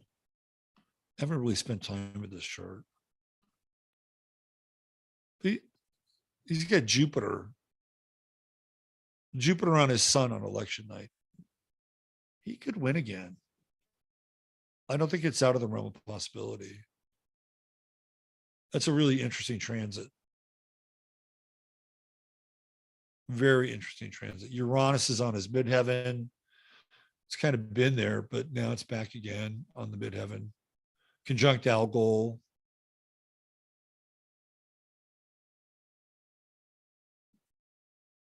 True node in the eighth house. South node on Neptune. Interesting. Well, I mean, the sun is always going to square his Pluto on election night. It's a ways to go, right? It's a ways to go, but this is not a terrible chart, especially with Jupiter up there. Yeah. And just going into election night, he's got his lunar return. Very interesting. I mean, the last time in 2020, his chart was pretty good. He had the true node on his sun. He had his nodal return. Most instances, that's kind of a win. I think the bigger issue with Trump, and let's play this out for just a moment here. Let's say he does get elected. I think the bigger issue is the Saturn transit of the eighth house. I think that is tricky, especially as it catches up with Neptune and he gets into this Saturn-Neptune opposition. So even if he did get reelected, let's say we still have an election, let's say he gets reelected. I think the Saturn transit of the eighth house is potentially problematic. It won't be an easy ride. That is for damn sure. But I've seen worse charts for elections. All right. Is there anything else with Trump?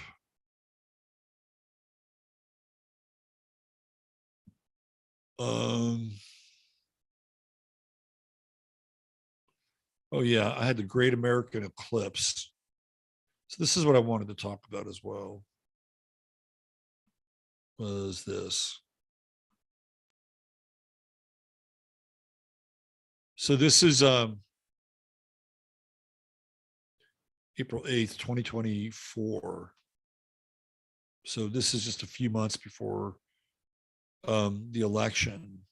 And the thing with that eclipse is, I'll show you the image again. It quarters the United States. And remember, the first great eclipse took place on his ascendant, right here. But this being in Aries,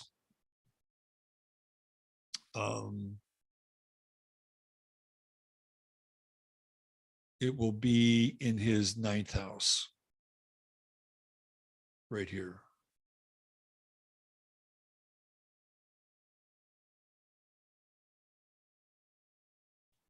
I mean, there's some oppositions going on with Jupiter. I don't know if this eclipse affects him. I mean, clearly it doesn't affect him in the same way that the other eclipse did in 2017. So, yeah, I mean, there are squares going on with this eclipse to Saturn and Venus, which are not insignificant, by the way. And at the time of the eclipse, his Venus and Saturn are right on the ascendant. Those are interesting challenges. I wonder, because this gets into where I'm going to go with this. I just wonder if, like, during this eclipse, because a lot can happen. We got a whole fucking year ahead of us in 2023. And then we start the eclipse cycle big time in October of 2023, right here in the Hill Country. And then we get into this eclipse. So a lot is going to go down between now and then. But I'm wondering, even with the squares here, that this is a portent of what I see happening with Trump. And I'll get into the quartering aspect here. So let me see if I can find this.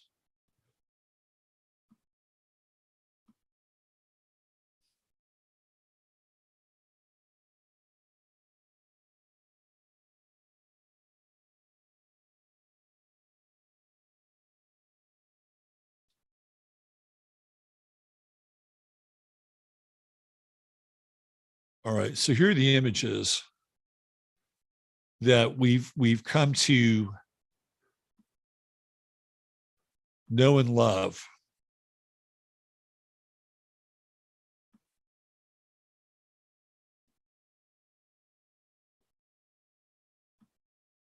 And I think this gets into the eclipse to the square on the ascendant of that chart where his Saturn and Venus are.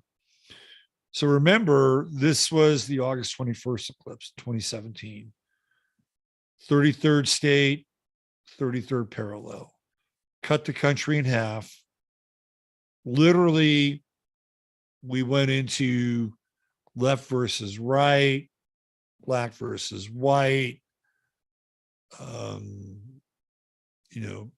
whatever the polarization of, and the splitting apart of the country could happen culturally. It happened. We saw it. It all happened, right? So this next eclipse comes this way. This is the big super eclipse right here. Goes right through the hill country, right there. Up from Mexico. So what happens here? We talked about this before. It puts the country into 4 quarters. Right? 4 quarters. Interesting.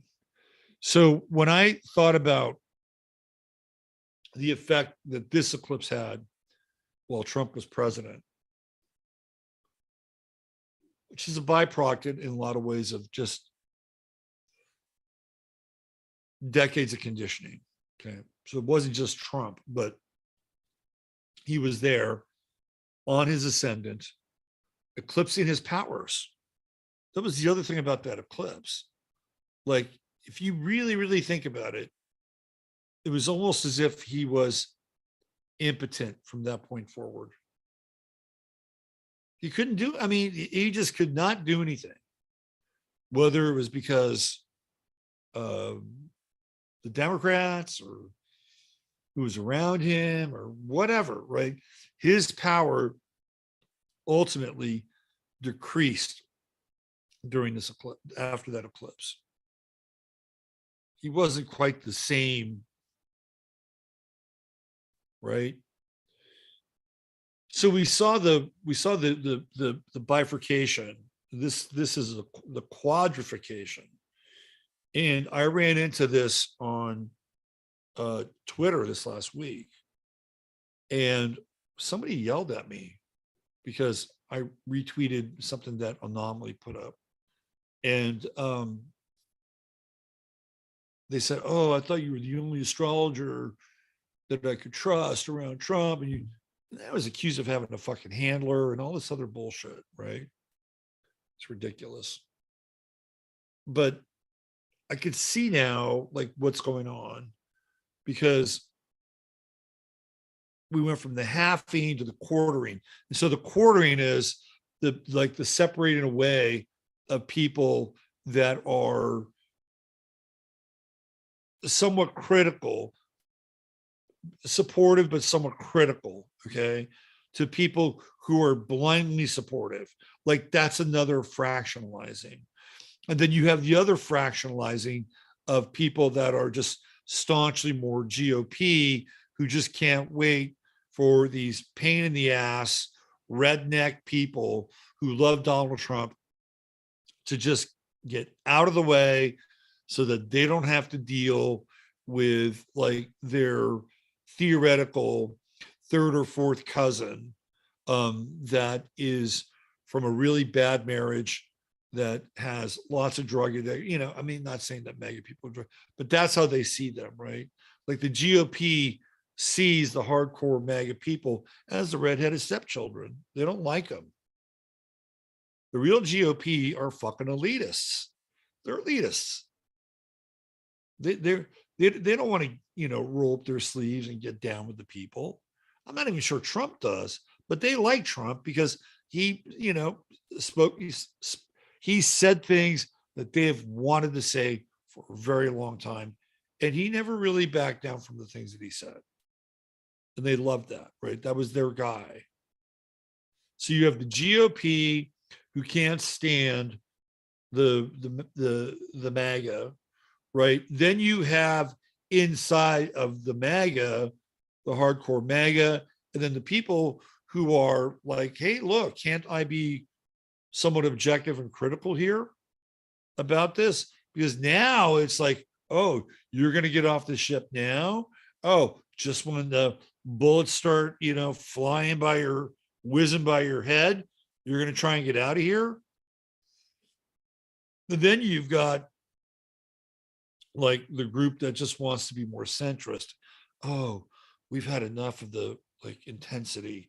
Can't we just have somebody saying like Ron DeSantis? See, this is the quartering I'm talking about. Because Trump was here for the first one, the halving of the country, and he's here for the quartering.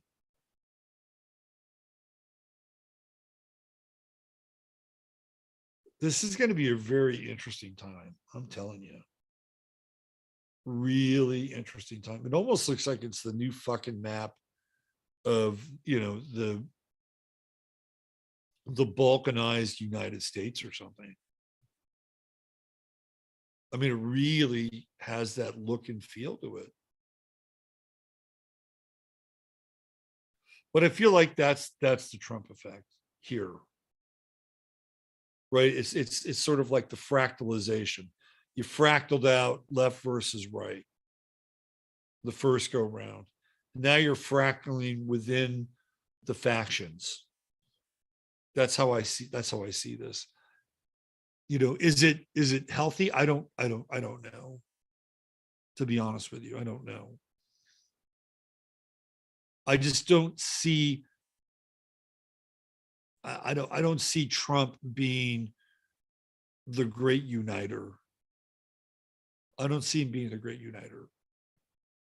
I mean, the reason why I don't see him being the great uniter is because he's a disruptor.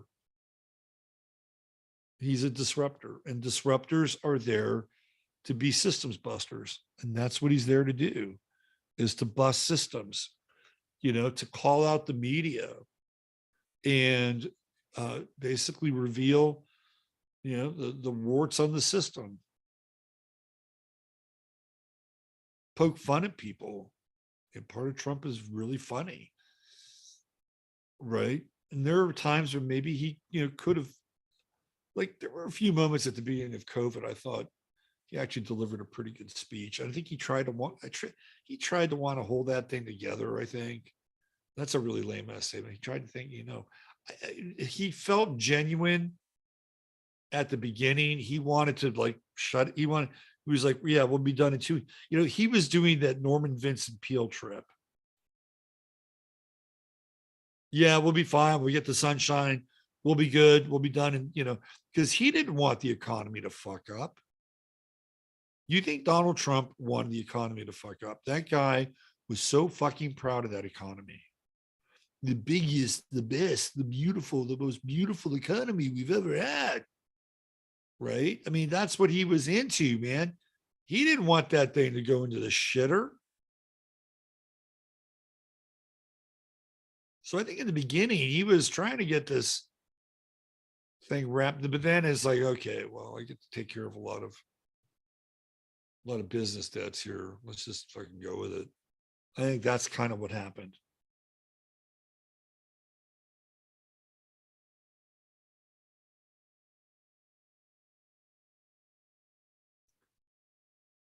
Anyway,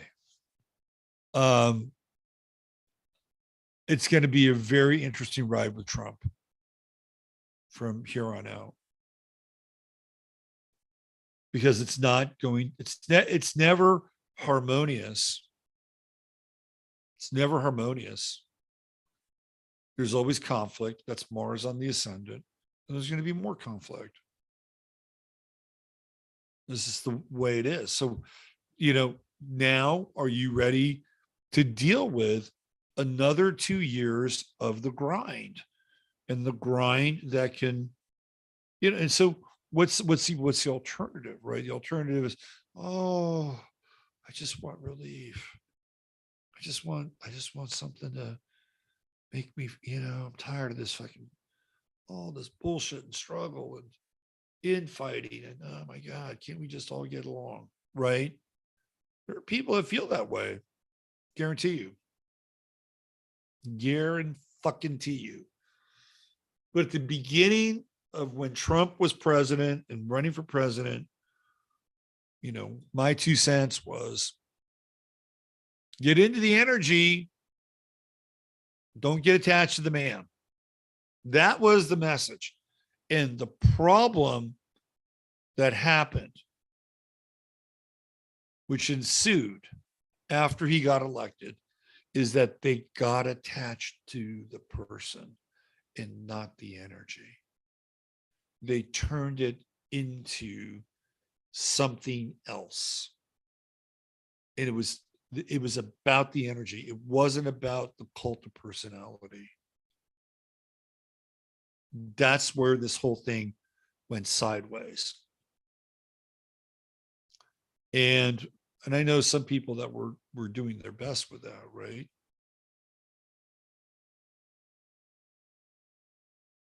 But you don't do it by wearing a hat. Now you could wear the hat. Who cares, right? It's a hat. It's just a hat, really.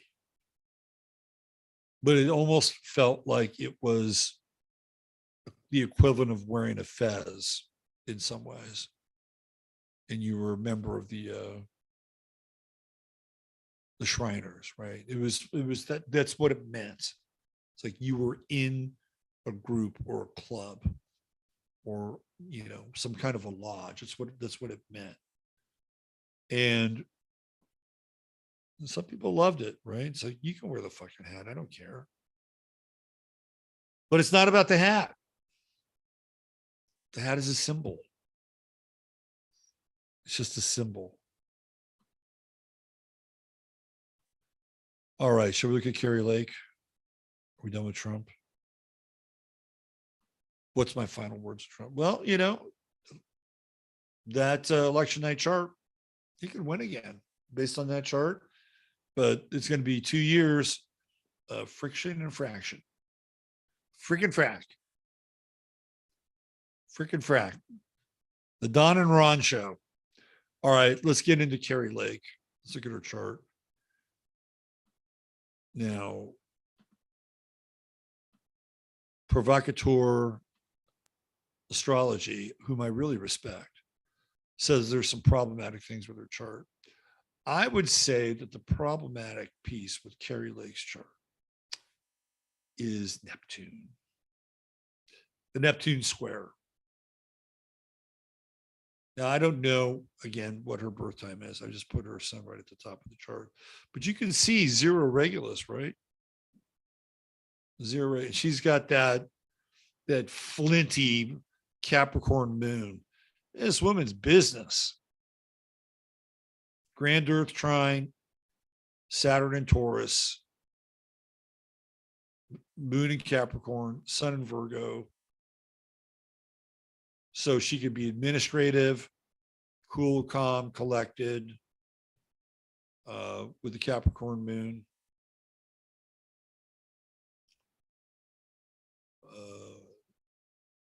She's a little wild, though. She's a little wild. She's got that moon Uranus square. You remember when she was talking, when they were like accusing her of palling around with a drag queen for a long time? I don't believe that's untrue, by the way. Moon Uranus square. I mean, you could have some unusual emotions with a moon Uranus square. No doubt. No doubt. She's got that Mars Pluto square. That's, and I don't know if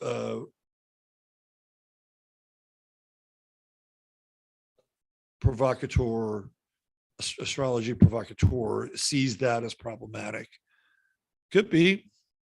It's pretty wide square, but a lot of times with Mars Pluto squares, people will do whatever the fuck they can in order to get ahead and get power. Although one would hope that with Mars and Sagittarius, she would have some scruples. But that's not always the case. Then she's got that South Node conjunct Pluto. So she has issues around power from previous lifetimes, theoretically.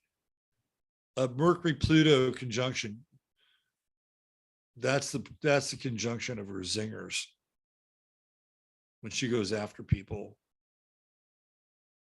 Mercury Pluto conjunction is the laser beam, doesn't miss a detail. In Virgo, I mean, I can see where there'd be some issues with this chart.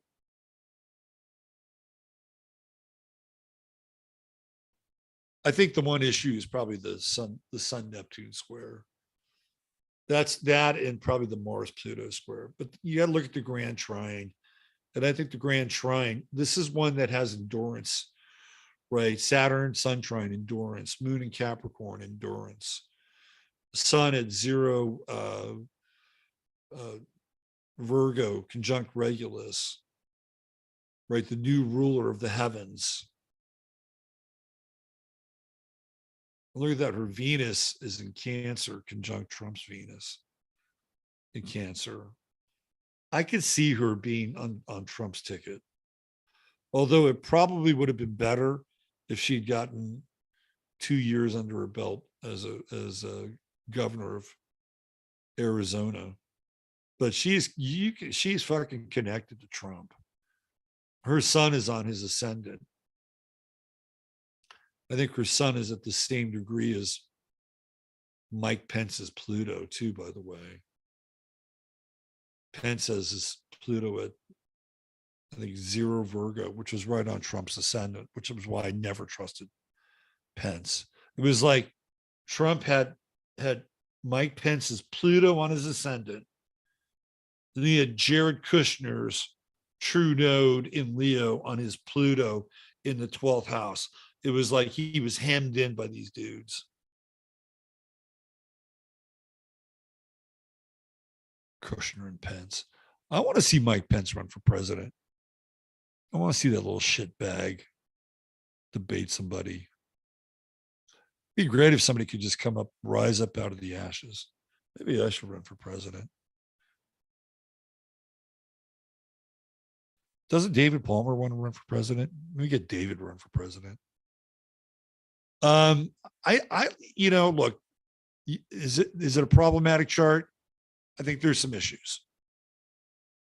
To me, really, the biggest issue is going to be the Sun Neptune square and the Mars Pluto square. The kooky Moon Uranus square. I don't have that much of a problem with that. If anything, I think Kari Lake could be probably a little harsh. I think she could be a little harsh, although she does have that Venus trine the true node in Pisces. Anyway, let's look at why I think I knew she was going to lose because she's going through the Neptune Pluto opposition, right? It's right there. Right there. When that happens, it happens in the early 50s, 53, 54, right around there, right? What happens is that you have to let go of something which is really important to you. And she really wanted to fucking win for governor, right? She wanted to be the governor. There's your Neptune Pluto opposition right there. So with Neptune trining Neptune, the whole thing is a setup, right? Like you're supposed to let go. And she's going to be locked into this Mars retrograde and going into this Mars opposition here. So I think when Mars goes direct on January 13th at 9 degrees, that would put it right around what the end of January in opposition mode. So the end of January, which was, let's see, November, December, January, 3 months. 3 months at the earliest. What did I say? 6 months. That would put Mars right around her sun. Yeah. So it would either be at the end of January, you would see some kind of resolution, right? Or it would be 3 months after that when Mars moves into orb with her sun. It gets locked into this grand trine. I think it's probably going to be the end of January with the Mars opposite. Once it goes forward, you get into that opposition. It's like, yep, there were some things that were wrong here, but she's here now. So better luck next time. That's what I think. That's what I think. But I still think that this is a chart that has an incredible amount of promise with it. But it's going to be like, if she's going to be in the political world, she has to stay in it long term, because the moon in Capricorn, Saturn in Taurus, trining her sun, right? And even the Saturn retrograde, that's like a slow build. So if she's going to be in this game, she's going to have to stick around for a bit. And I do think that the Saturn Sun opposition is another kind of critical moment for her chart and for her as well, right?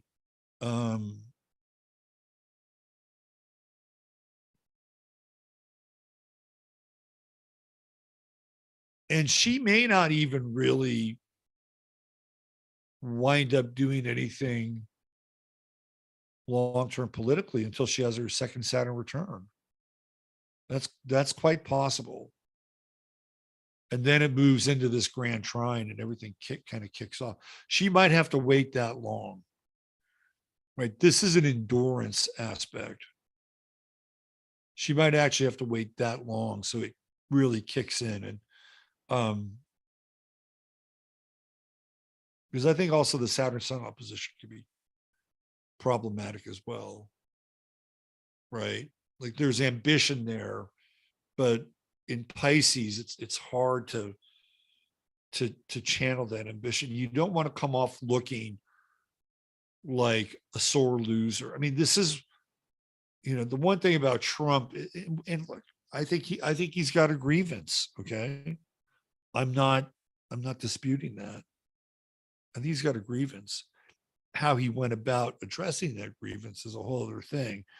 You don't want to come off ultimately looking like a sore loser. And with that Saturn Neptune opposition to her sun, which happens next year, she could come off like that. She could come off looking like a sore loser. But I don't think she's going away. That's my 2 cents. And she may have to wait. She may have to wait 2.5 Saturn cycles, right? 3.5 right there. 3 years, 3 years. She might have to wait 7 years. Her second Saturn return for this whole thing to kick in and bring it all together. So I don't think she's going to go away. Are there some challenges in her chart? Yes, there are, for sure. Let's see what she does with them. All right. Why don't we get into a little bit of Charles Lieber, and then we'll call it a night here. Thanks for hanging out and putting up with a lot of the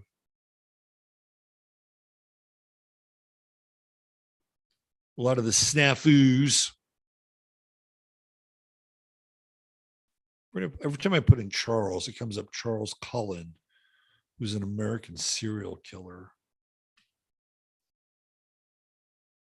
Let's get an eyeball of Charles Lieber.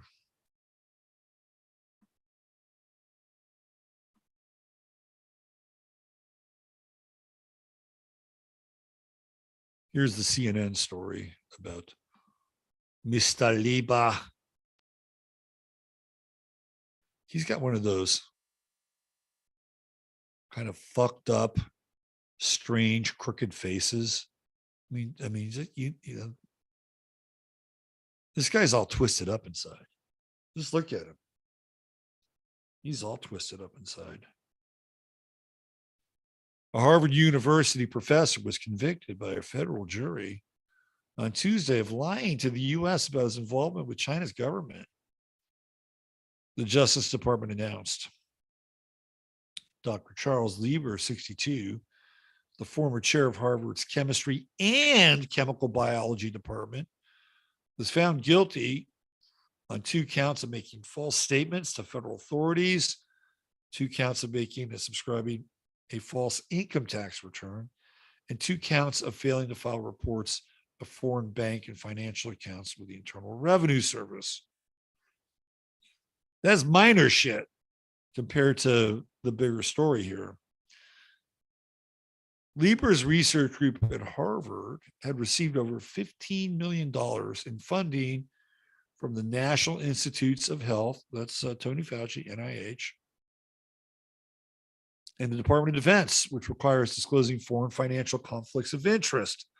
The jury found that Lieber had lied about his affiliation with the Wuhan University Technology in China, a contract he had with Chinese talent recruitment plan to attract high-level scientists to the country. The guy built the level 4 lab. He was paid, okay, this is my mistake.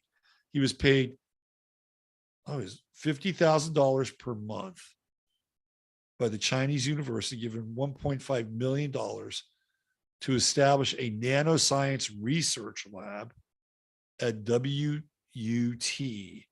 The Justice Department said in a news release, Lieberman was specifically affiliated with China's Thousand Talents program, which the department called one of the most prominent talent recruitment plans designed to attract, recruit, and cultivate high-level scientific talent in furtherance of China's scientific development, economic prosperity, and national security.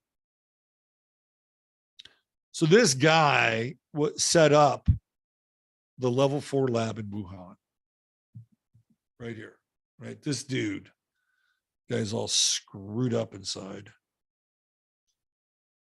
And I see a CNN. And those are minor charges.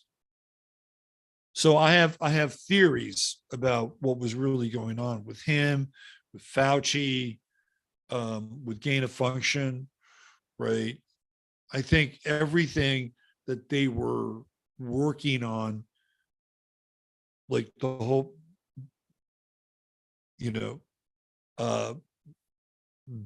bat thing, right? The zoonotic stuff, I think that shit's minor. I mean, they play with it, right? They're playing with it. But that shit is minor. The major shit is the nanotech. You saw it. It was like he was there to build a nanotech lab. Like he helped them build the other lab. He was there to build a nanotech lab and department. So on my Friday show, I'll show you this.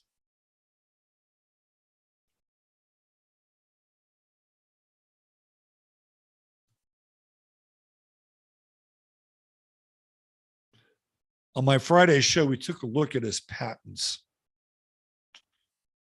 Man, does he have some patents? Let me tell you. In fact, better yet, let me show you.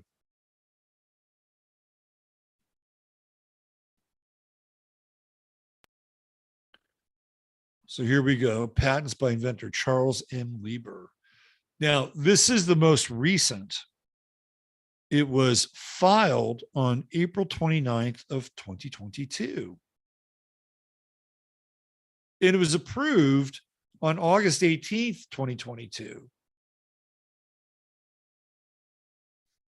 So he's still doing work with the Chinese, even though he's been found guilty of lying. Right. So his name came up in 2020 when this whole thing broke. It hasn't stopped him. So if we start here, this is like the final or the latest of a series of patents going 7 pages deep here. Let me show you. Right? All the way through here, goes all the way through like to page 7, 6, and 7. What you'll notice is the people who are on the patents with him. Lieber, Zhao Jiduan, Rujuan Zhao, Pingji, right? So there is this hardcore collaboration between Lieber and these Chinese researchers, but he's also bringing these other people like John Savage, Eric Racklin, Andre. I don't pretend to know who these people are in the world of nanotechnology, but I guarantee you, if they're involved in these projects, there's somebody.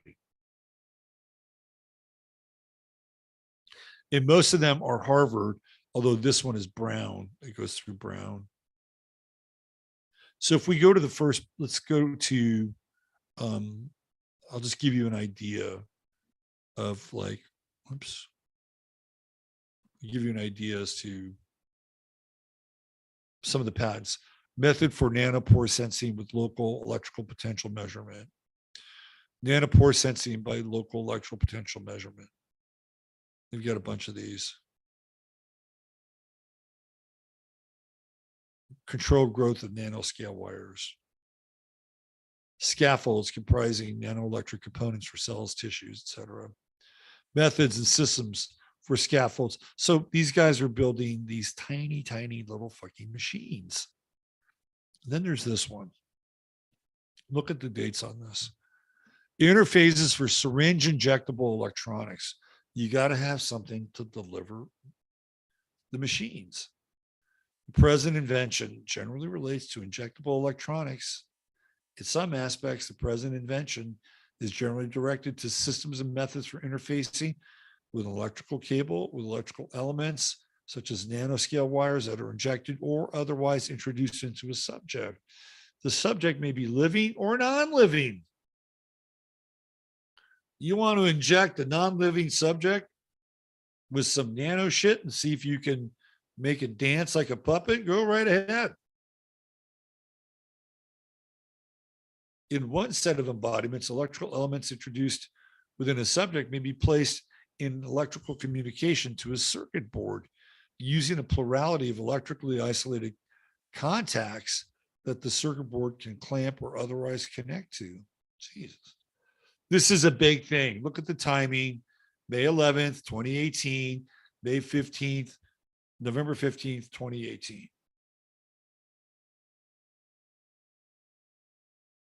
It's a small world after all. Look at that. This is big, right? This is all pre-what? Pre-COVID. They have to come up with a deliverance system for all of these wonderful developments in nanotechnology. And by the way, Charles Lieber was often considered, well, has been considered to be absolutely at the forefront of nanotechnology and nano development in this country. Like there may be some people in these underground bases in New Mexico or whatever that this guy at this level, right? The corporate interface, Lieber is the man. He's the guy. You just go through all of these. Look at these nanoscale wire. So essentially, if you go all the way to the beginning, right? I'll show you how this thing works. If you go all the way to the beginning, you got to start with materials. What is the last page?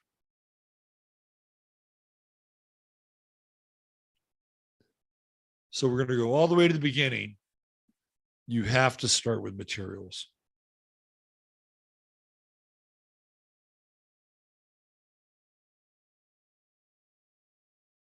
And what do we see here? We see the beginning of the creative soup. Method of producing metal oxide nanorods, nanometer scale microscopy probes, carbide nanomaterials. But the one we're really looking at, the one that we're really interested in,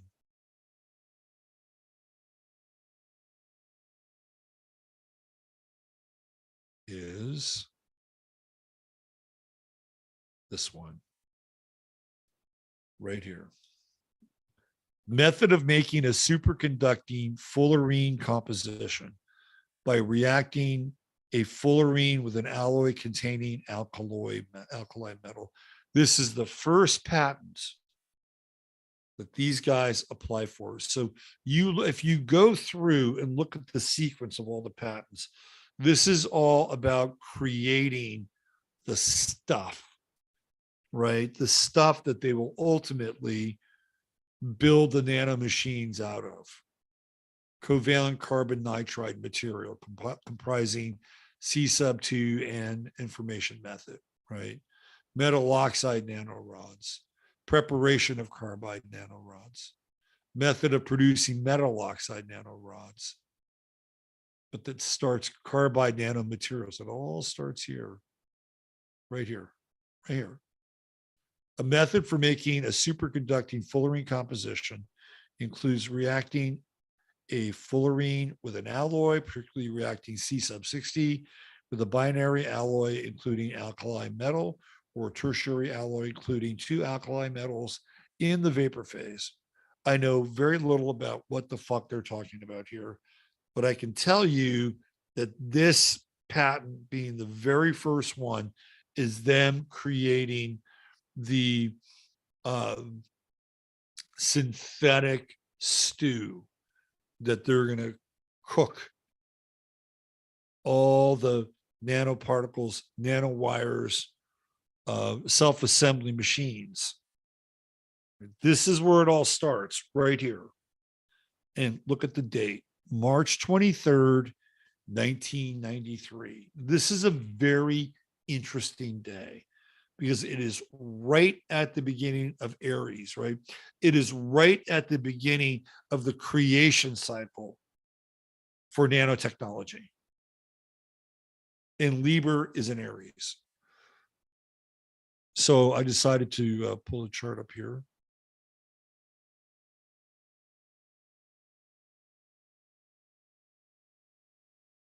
That's Lieber's chart.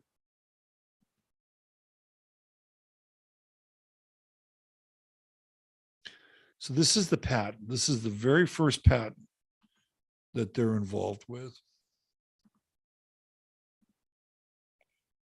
Right here.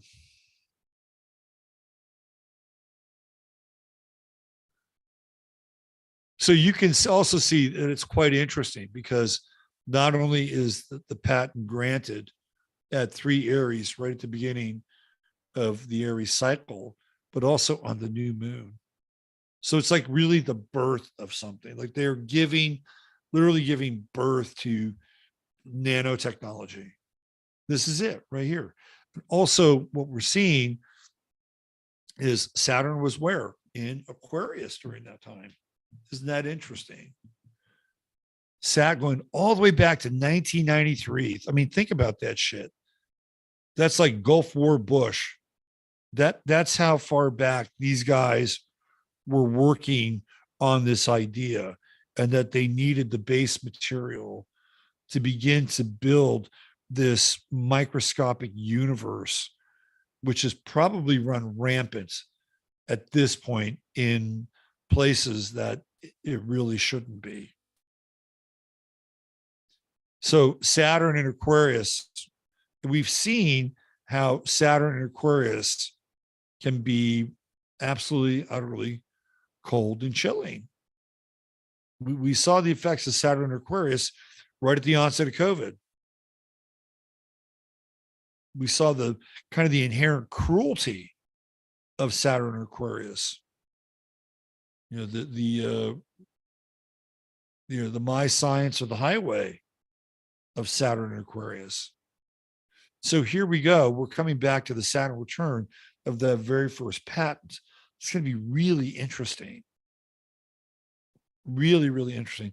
And it's going to be right around the same time that Charles Lieber is supposed to either deal with his appeal or not in January. But this chart is, for all intents and purposes, it's the creation chart for the application of nanotechnology over the course of the 90s, the 2000s, the 2010s, and the 2020s.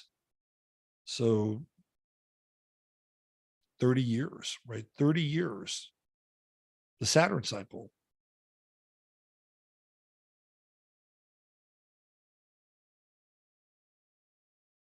You can also see here, Pluto's in Scorpio, right? Pluto's in Scorpio. And I think there's long range planning, obviously. You've got Neptune and Uranus outer planets in Capricorn, which is always about long range planning. Sextile Pluto. I mean, so it's one of those things where it's not just Charles Lieber, but there's long range planning going on here during the 90s. Trust me. It's happening. But there's also conflicts here as well, right? I think there's conflicts of ethics. You know, it's kind of like, okay, we're going to ram ahead with Aries, you know, regardless, right? Like, we don't really care about ethics here. Venus is going to square Uranus. It's going to square Neptune. We don't care about ethics. Venus is going to square Mars. You know, we're not going to care about sort of the natural order, with Cancer and, Cancer being, connected to the fundamental, aspects of nature, ovulation, creation, the mother, right? There's a war going on here. There's an absolute war going on. And it's also interesting that the angles that are being supportive, Mars, Pluto, right? Let's go. Let's get into this. What is the potential here to make a lot of money, right?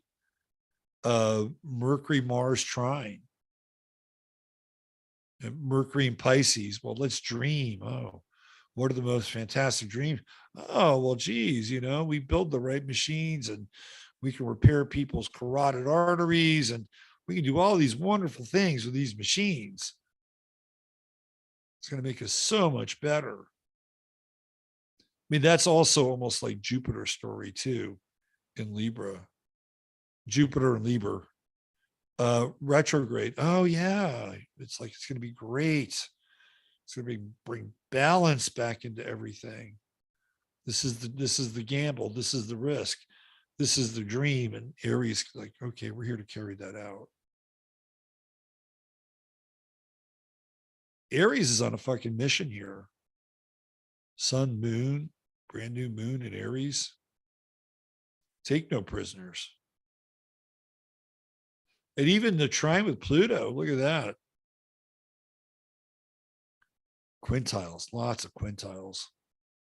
Look at all the quintiles with the sun here. Sun quintile, Neptune, sun quintile, Pluto. That's interesting. I'm not opposed to technology. Obviously, I'm not. I'm using it right now.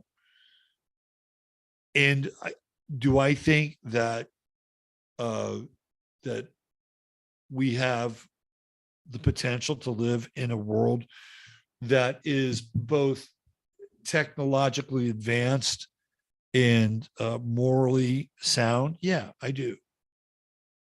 Absolutely. I don't think they have to be mutually exclusive. And maybe that's what this quintile, I mean, maybe in the right hands, some of this technology could actually work out pretty well, right? I don't know if Charles Lieber is the right guy, though. Just saying. Just saying. I mean, this is also with a Sun Pluto trine. Even though Pluto's out of the element here, this is kind of a game-changing patent. Again, I just put the sun at the top of the chart for us to take a look at. Well, I guess we're going to find out here with the Saturn return coming up for both this patent and right around the same time, Lieber is supposed to get his judgment. So whether or not he can actually appeal his case. So his chart, this guy's got a fucking complex chart. Jesus. Look at this. So, ladies and gentlemen, boys and girls, this is what you call a splash chart. And in a splash chart, you get planets in just about every house, which we have here. Was it 9 out of 12 houses? One, we'll throw Chiron in there. 2, 3, 4, 5, 6, 7, 8, 9, 10. Even if we took Chiron out, it'd be 9. So that's a splash chart.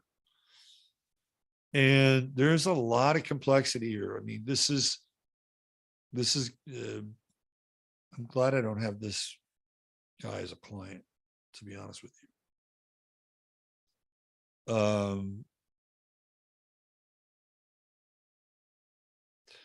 Yeah, he's got that Sun South Node conjunction in Aries. So if we go back to the other chart, Venus was at 18.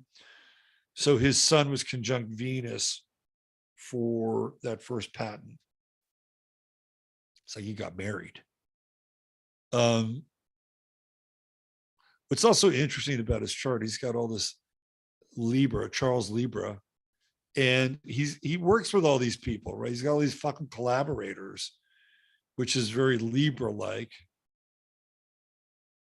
And he's got he's a mad fucking scientist, Chiron and Aquarius. He's got that Mars at 29 Gemini, anaretic Mars in Gemini, opposite Saturn. I tell you, I think this guy has a bit of a cruel streak. I can just see it in his eyes, and you can kind of see it in his chart too. Mars Saturn opposition. He really wants to get ahead. Saturn, Capricorn, trine Pluto, trine the moon. Wow. That's a very ambitious chart.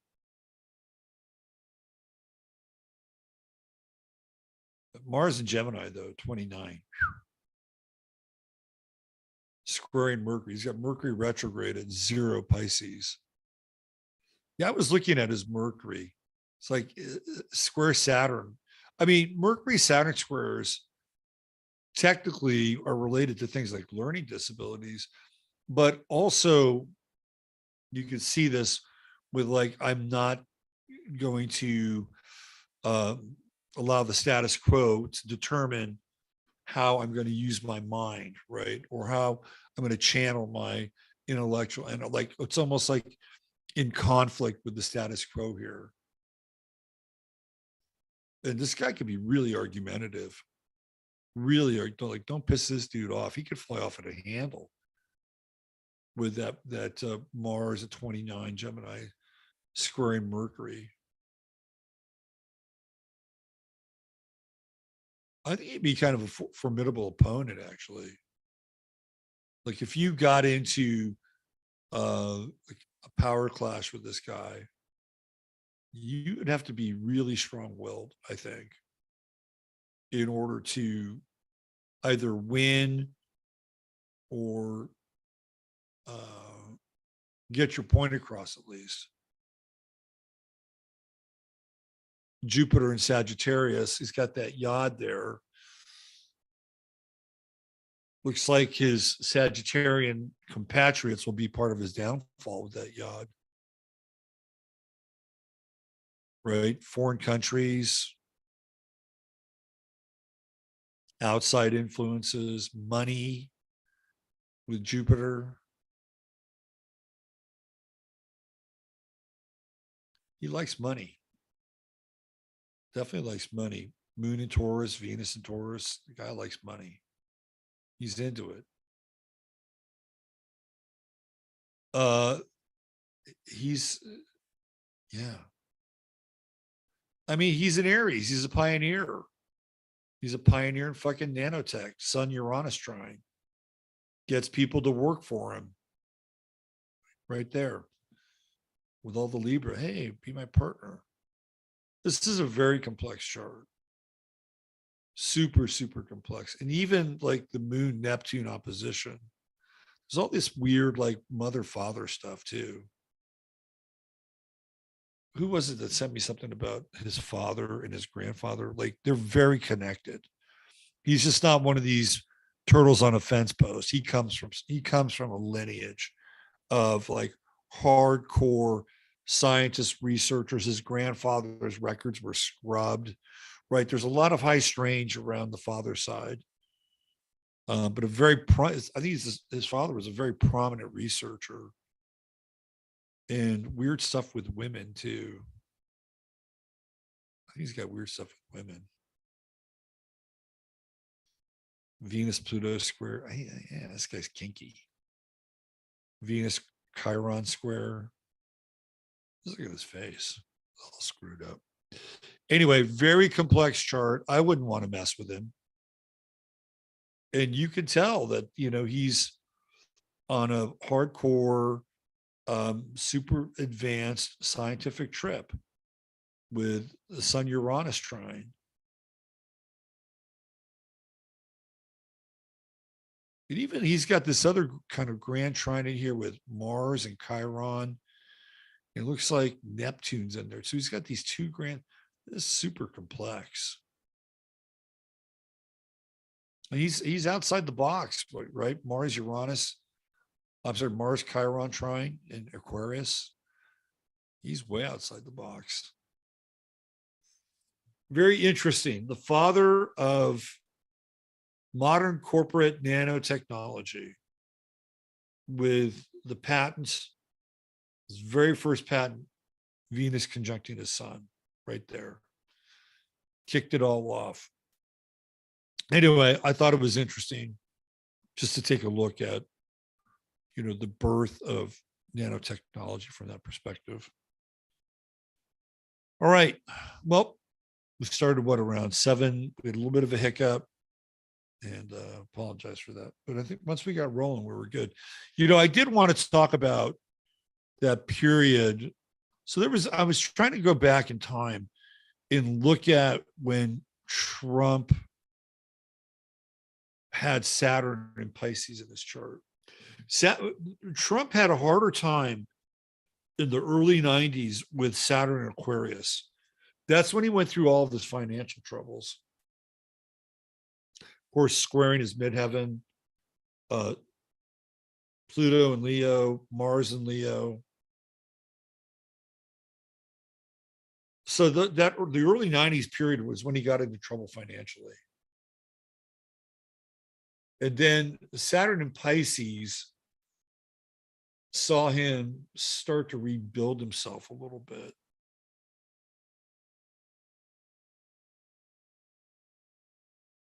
That was the rebuilding phase.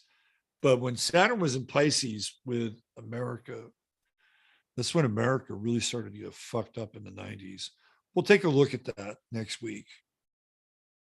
And I'm going to try to find some more Saturn and Pisces related material with Trump to see where he was during that time. But America definitely starts to, it all really starts to fall apart when Saturn goes into Pisces. Like that 3-year period from basically 94 to 97. It's not good. Not good. Starts with hiring Janet Reno. China gets most favored nation trading status. NAFTA gets passed. The O.J. Simpson thing happens, right? It all starts to really go off a cliff with Saturn and Pisces from 94 to about 96. We'll look at that next week. And we'll look at some of the Trump stuff during that period. All right. Thanks for being here. Long, wide-ranging show. We'll be back on Tuesday on 15 Minutes of Flame. Hit the like, subscribe. I'll let you guys know when I get my other channel back.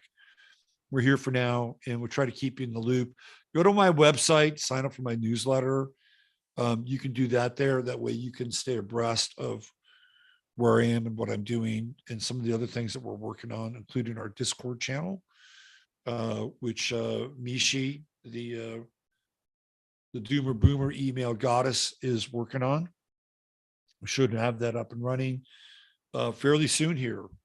And hopefully by the time we make land next week for next week's show, our Discord channel will be up and running. And it'll be selective, because if you're a member of the 11th house, meaning that, you support the show with a $5, $10, or $20 membership, you get to go to the Discord.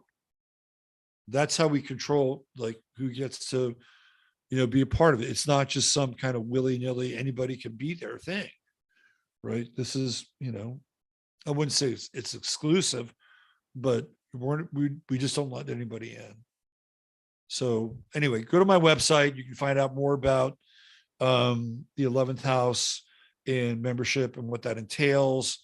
I'm going to be doing a webinar for all the $10 and $20 people who've been supporting me, and I appreciate that.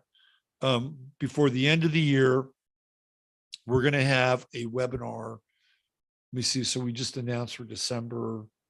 So I think it'll probably be the either it might be late December. And I'm going to have a webinar where I'm going to look ahead for the entire year astrologically. So if you're a member, you get 2 webinars free for your membership. And that'll be one of them. That's going to be private. And that'll be like about a 3-hour, I'll break down each month, and it'll be very, very thorough. So there'll be that. And then after the first of the year, we'll have another webinar set up. So anyway, then there's other things too, like just other webinars that other people can attend, that if you're a part of it, part of the 11th house, you can get a discount on my services as well. That's all part of it. I'll make sure that's in the show notes and all that stuff. All right. So for myself and Jasper, thank you for being here and going through some of this stuff tonight. And Chataria, always the best. You're the best. Mods, thank you. Steve, I know you're taking the night off, and we're all thinking about you, and just wishing your May a graceful journey to wherever it is she's headed. And we all love you, Steve. All right. Take care.